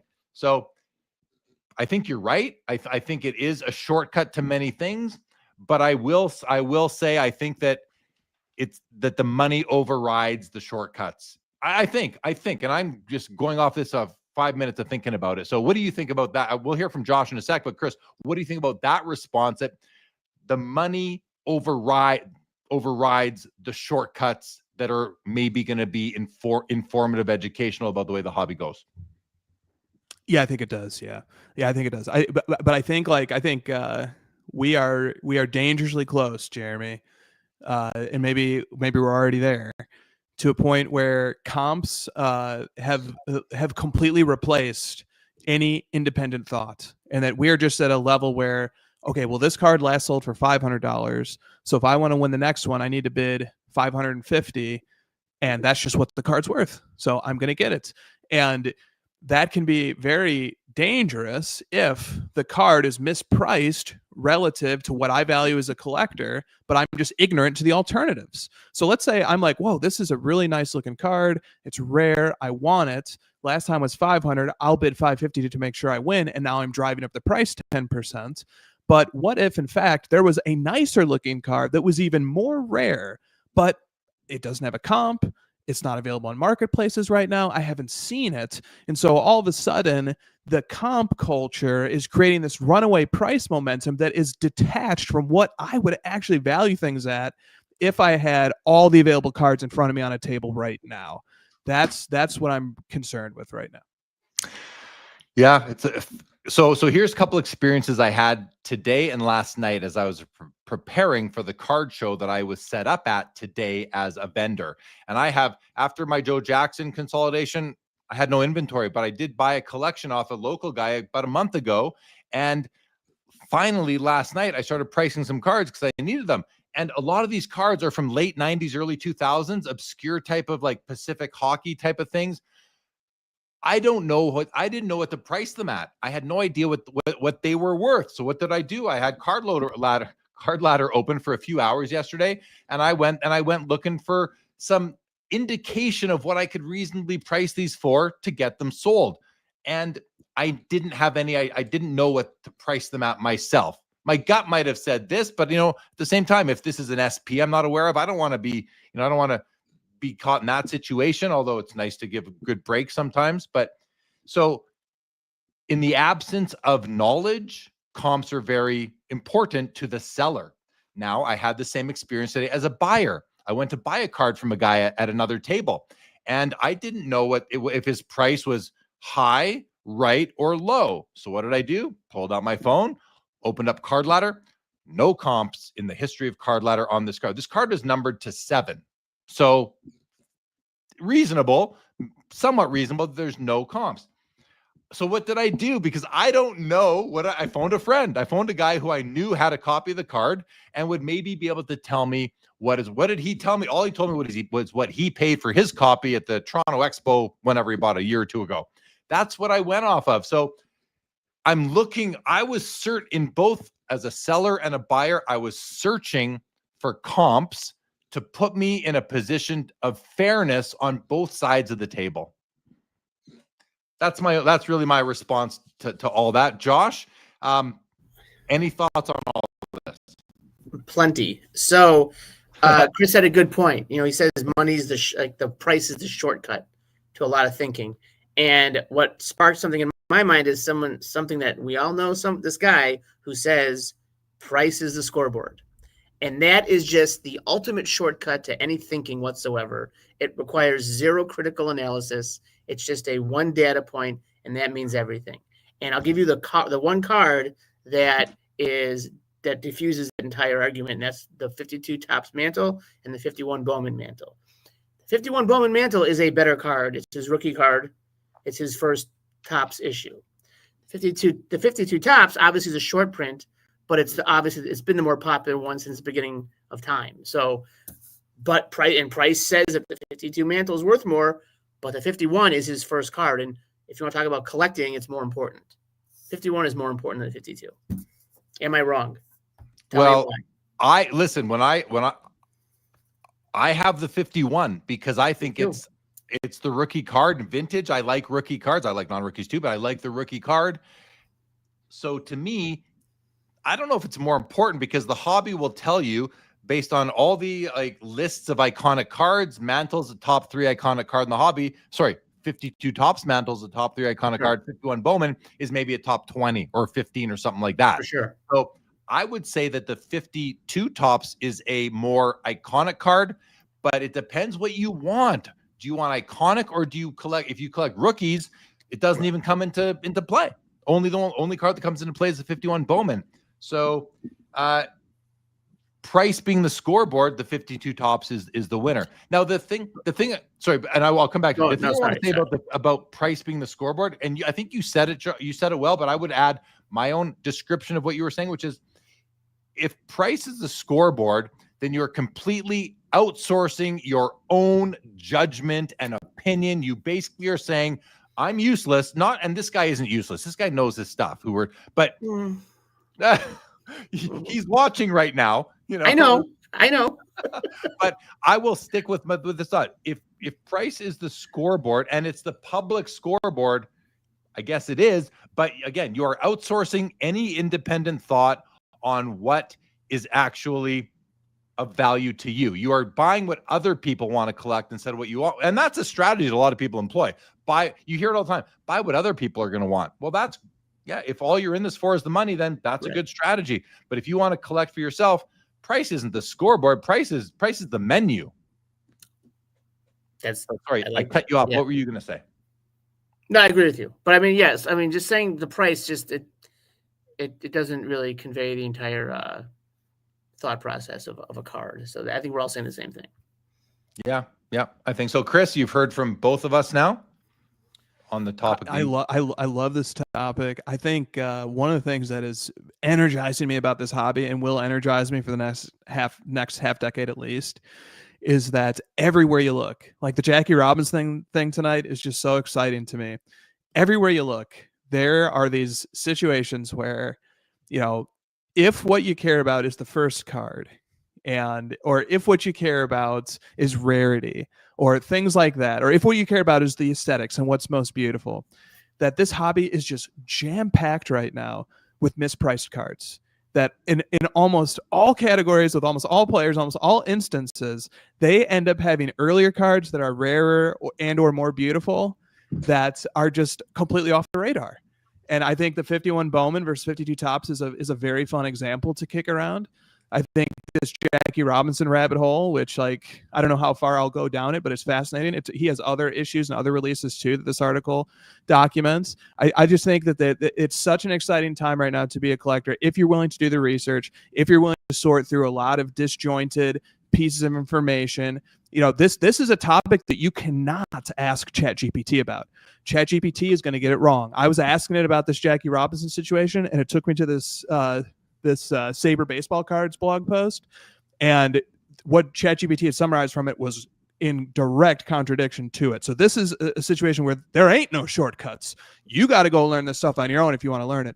But this is a very invigorating part of the hobby right now. Can I say something? 100%.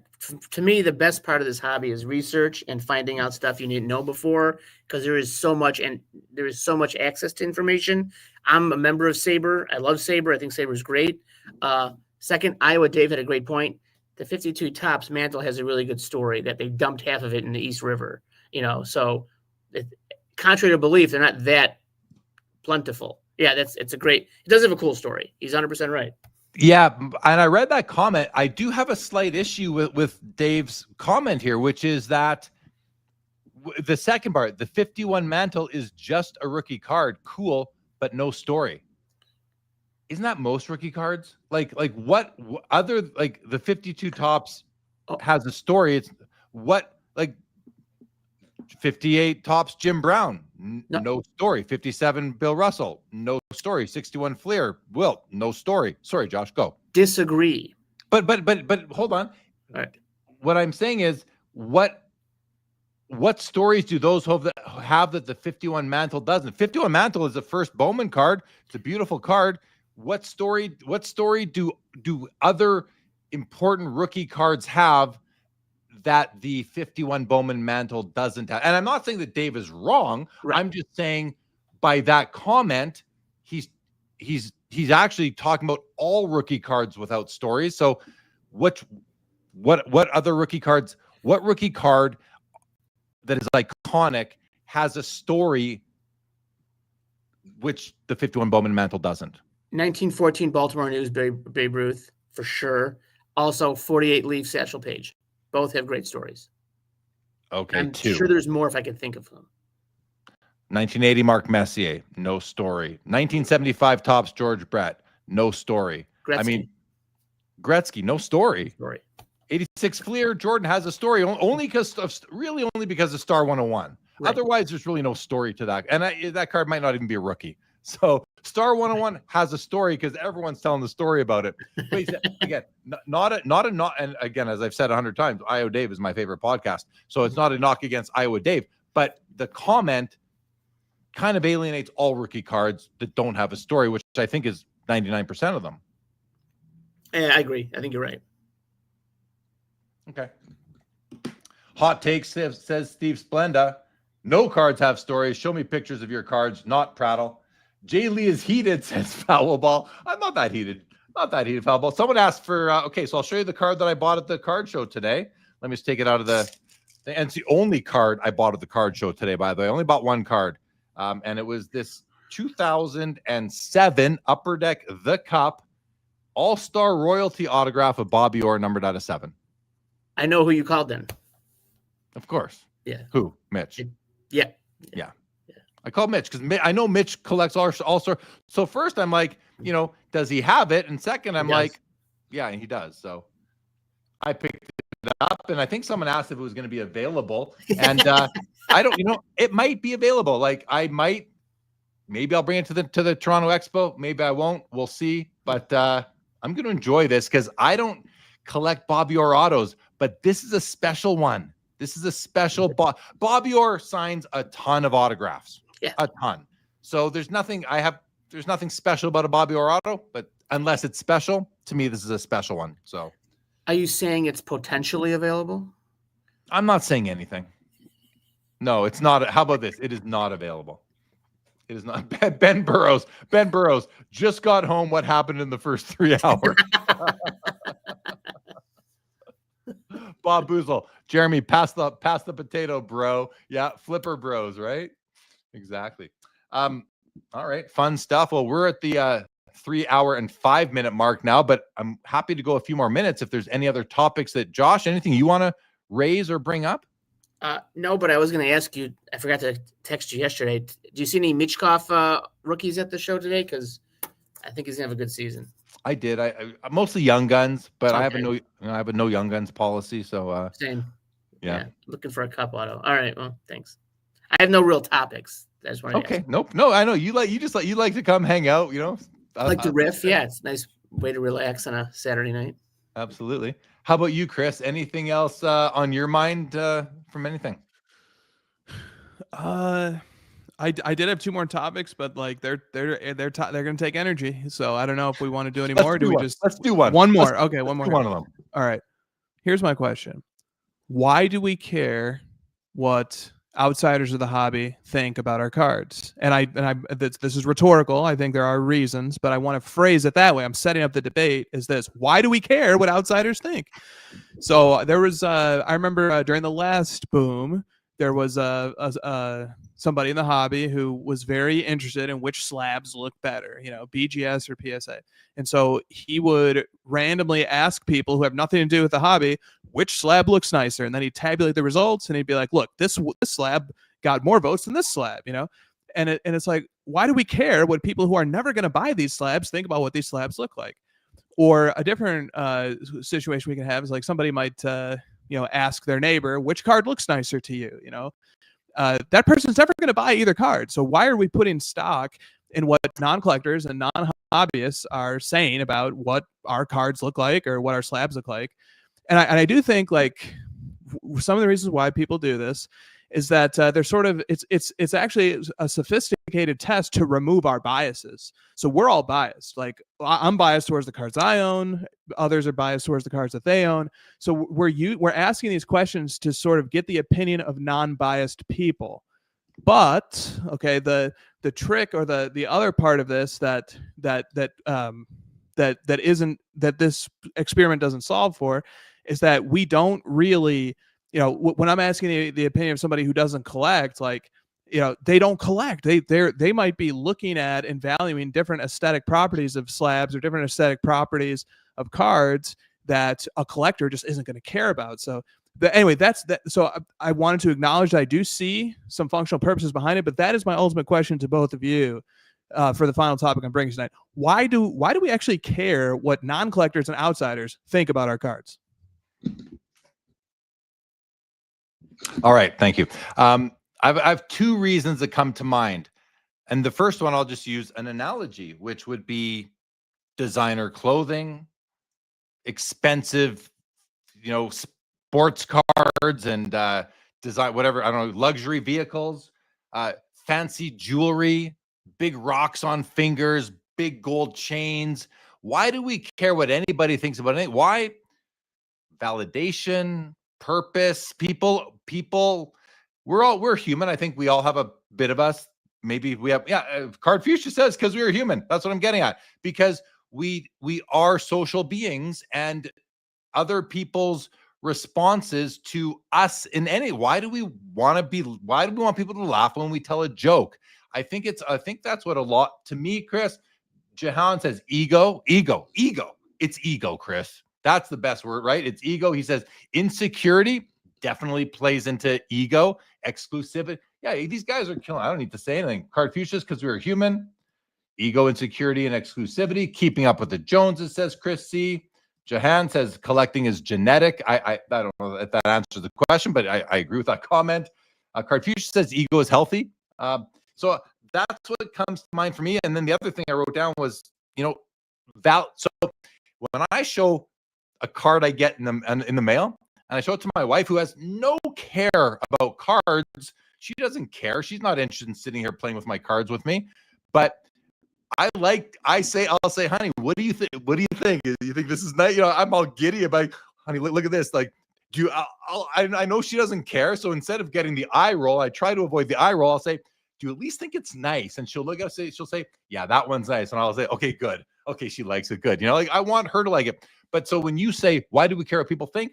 I think there's no way around that for a lot of people. I think some people will say, well, I don't care what people think, and that's fine too. But it's which people? Why do we I don't care what many people think, but there's some people why do I care what those specific people think? Why? Because I respect their collecting approach. I respect their opinion. I respect their knowledge and history in the hobby. I respect their sense of aesthetic, that kind of thing. I do think we should value the opinion of other collectors. I definitely see the argument for that. I just mean total non-hobbyists. Like, sometimes I feel like we use that as an argument to prove one card is better or one slab is better. Like, well, somebody who doesn't collect cards at all thought this one looked nicer. It's like, I don't know. I wouldn't go that far with that data set personally. I just want to say hi to Jim NFL7. He's new here. Welcome to the show, Jim NFL7. Welcome to the chat. Sorry, Chris. I was reading Jim's comment and I kind of missed what you said at the beginning of that. That's okay. I like when you made your second point, which was that we really value the opinions of other collectors and their approaches and their philosophies. I agree. I certainly value the opinion of another collector. Like, if I show a collector, hey, which card do you think is better, 51 Bowman or 52 Topps? That collector is going to they're going to say, well, the 51 Bowman came first, but Topps was a brand that carried more weight during the 50s and the 60s era. So the first Topps really matters a lot. I think the Topps looks better. I think it's a nicer color. I like the orientation. I like the portrait better than the landscape. Like, they're going to give me all these things that matter to collectors that are saying things that are the product of a sophisticated and evolved approach to collecting. But if I put the 51 Bowman and 52 Topps in front of some person who has nothing to do with the hobby at all, and they say, well, I think this one looks cuter than this one, how much use can I really get out of that? That's the heart of my question. Yeah, with the non-hobby people, right? And it's like, yeah. I mean, their opinions. It's like my wife's opinion doesn't really matter. I love the card. If she likes it, it's like, okay, I'm glad you like it. But if she doesn't like it, doesn't hurt my feelings or anything. I'm just so excited. I want to share it with somebody. So it doesn't matter what. I don't care what people outside the hobby really think. I don't think I do. But the one case where it can, Jeremy, is like what Ben Burrows said here, which is that non-hobbyists aren't going to have the same biases. And I think that's exactly right. Yeah. That is where the value comes in. Is like, I am biased towards the cards that I own, and I've developed biases over the last 9-10 years of collecting. So like, I have these biases. They don't. They are just going to give me a quick, this one actually looks nicer, pal. I don't know what to tell you. Yeah, like when I have friends over or I show friends some cards, it's like, I'm not looking for the response I want to hear. It's not even like an opinion. I just want to see the interest. I want to see them thinking it's cool.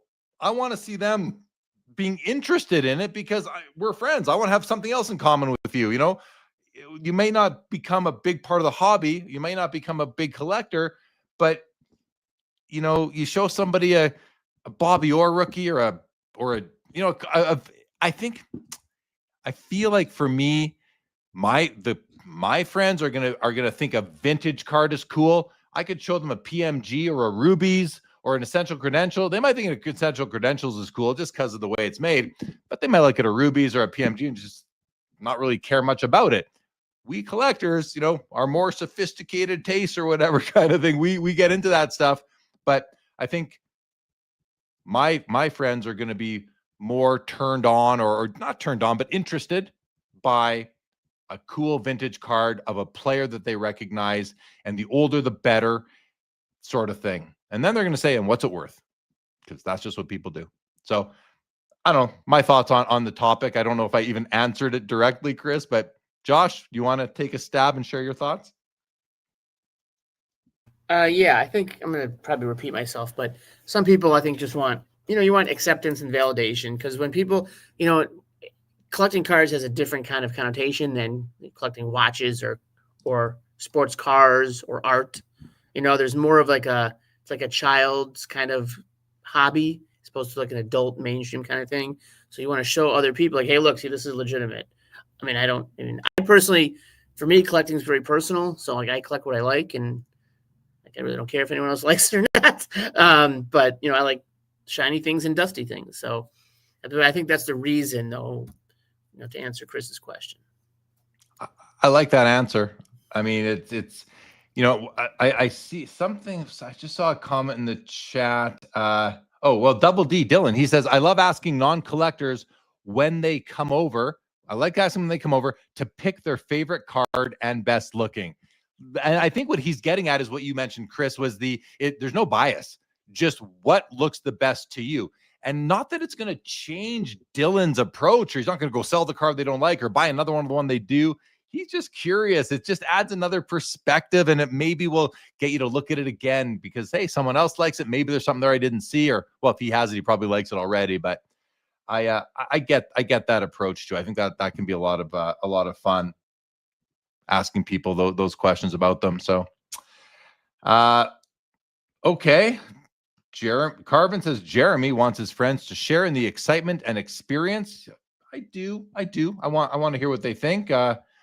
Bob Boozle, I show visitors 1991 Fleer and tell them they are worth thousands. They don't know any better. Hobby Champ says it's just curiosity at worst. I think that makes sense to me. Yeah, I think it's a fun question, Chris. That's a fun question. And what about you? What are your thoughts on it? Like, why do you show them to non-hobby people? What do you want to get out of them, or what kind of response are you hoping to get, if any? Once upon a time, I was very captivated by what non-hobby people would think about cards. I'd love to show them cards, or just like open a pack of cards with a non-hobbyist and just sort of see what they liked and just get their authentic experience with a sports card product. And I certainly see that there's still plenty of space and opportunity for that.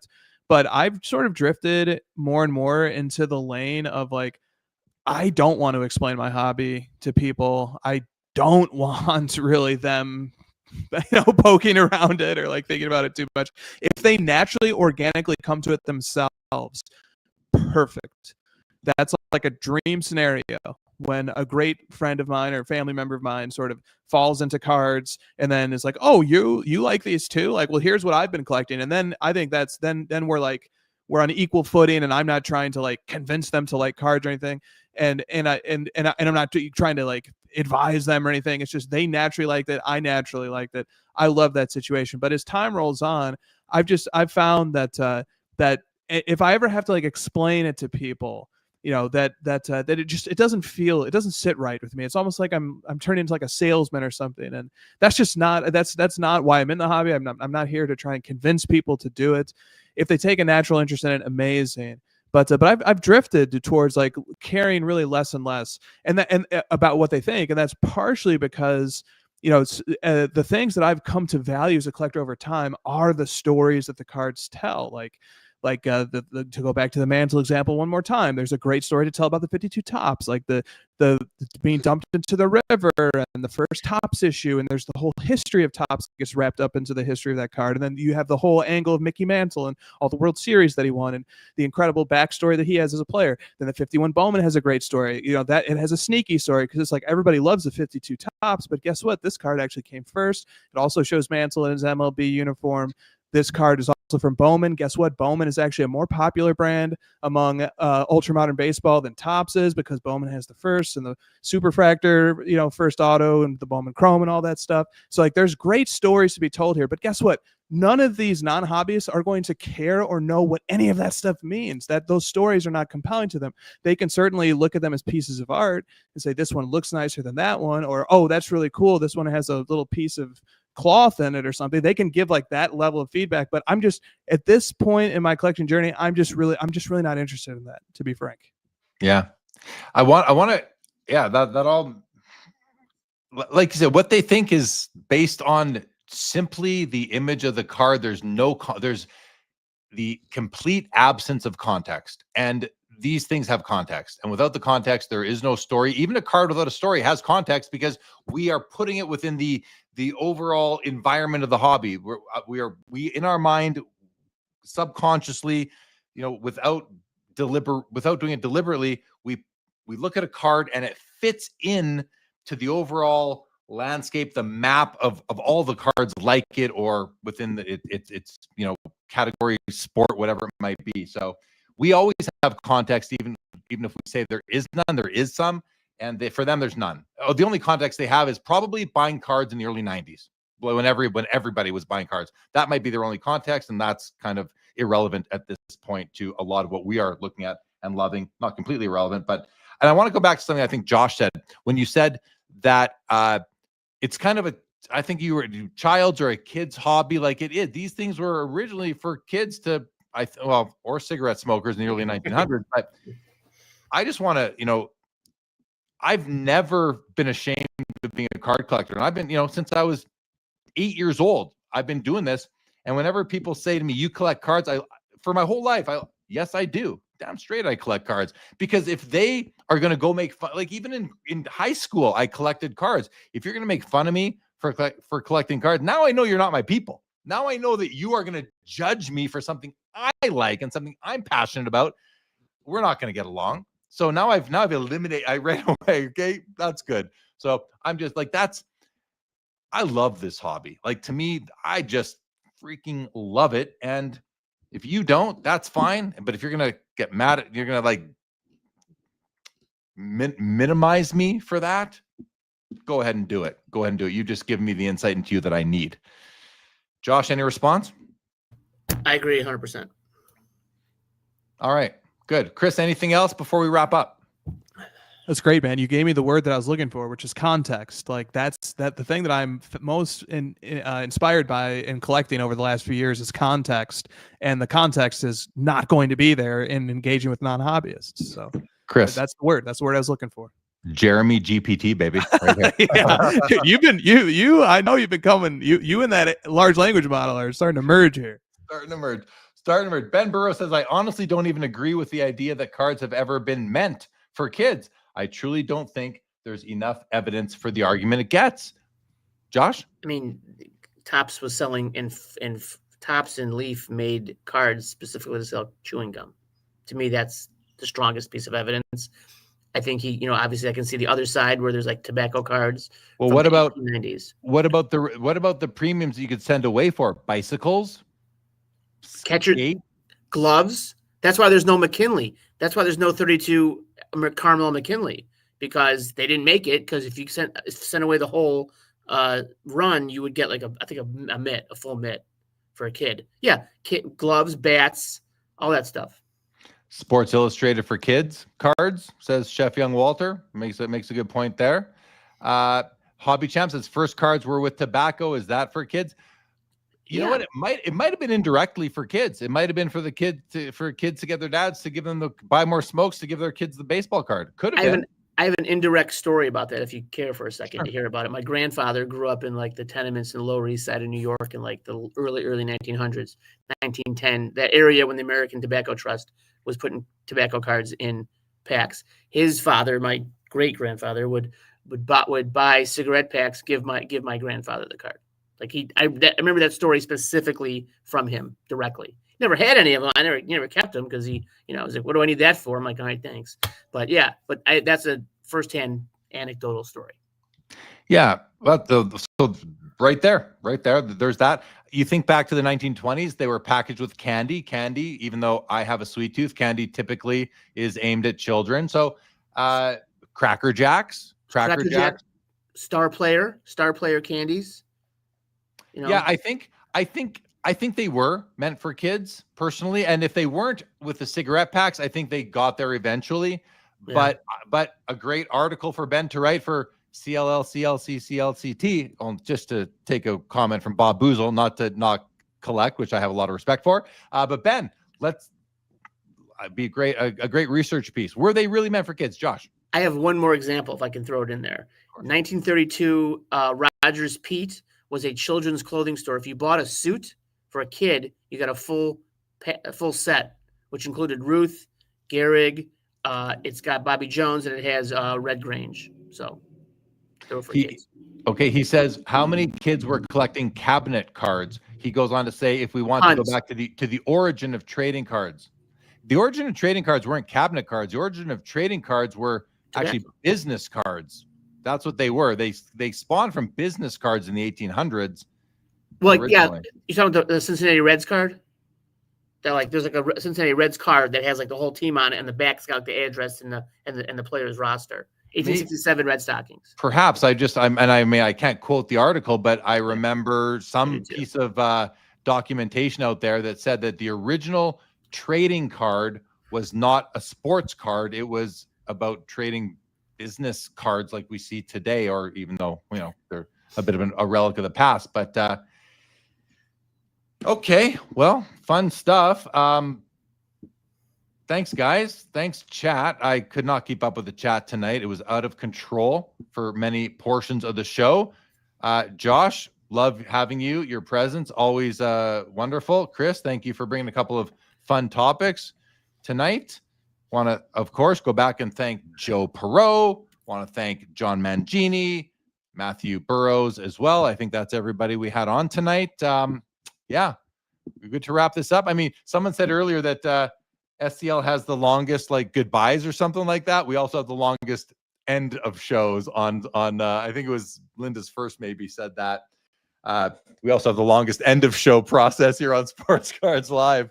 But I will be back tomorrow night, guys, for the Fanatics Collect weekly auction ending watch party, because it is a party. I will not be back next Saturday. I will be traveling for a card show. So no episode next Saturday. I'm sorry about that, but we will be back the week after that. And that's it, I think. That's all I can think of. You can get this show on YouTube, on podcast, Apple, Spotify, anywhere you get your podcast. Feel free to hit the like button on the way out. If you enjoyed the show tonight, hit that like button. And if you did not enjoy the show tonight, hit that like button, guys. Josh, anything you want to say there? That's it. Thank you. You're just getting ready for the over. Pretty much. All right. He took himself off mute. So I'm like, all right, guys.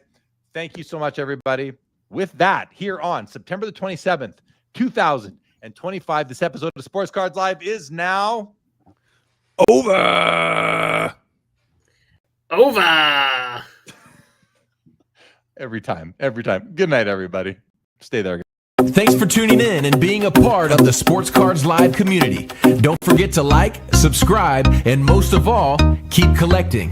More great content to come. Sports Cards is a lifestyle.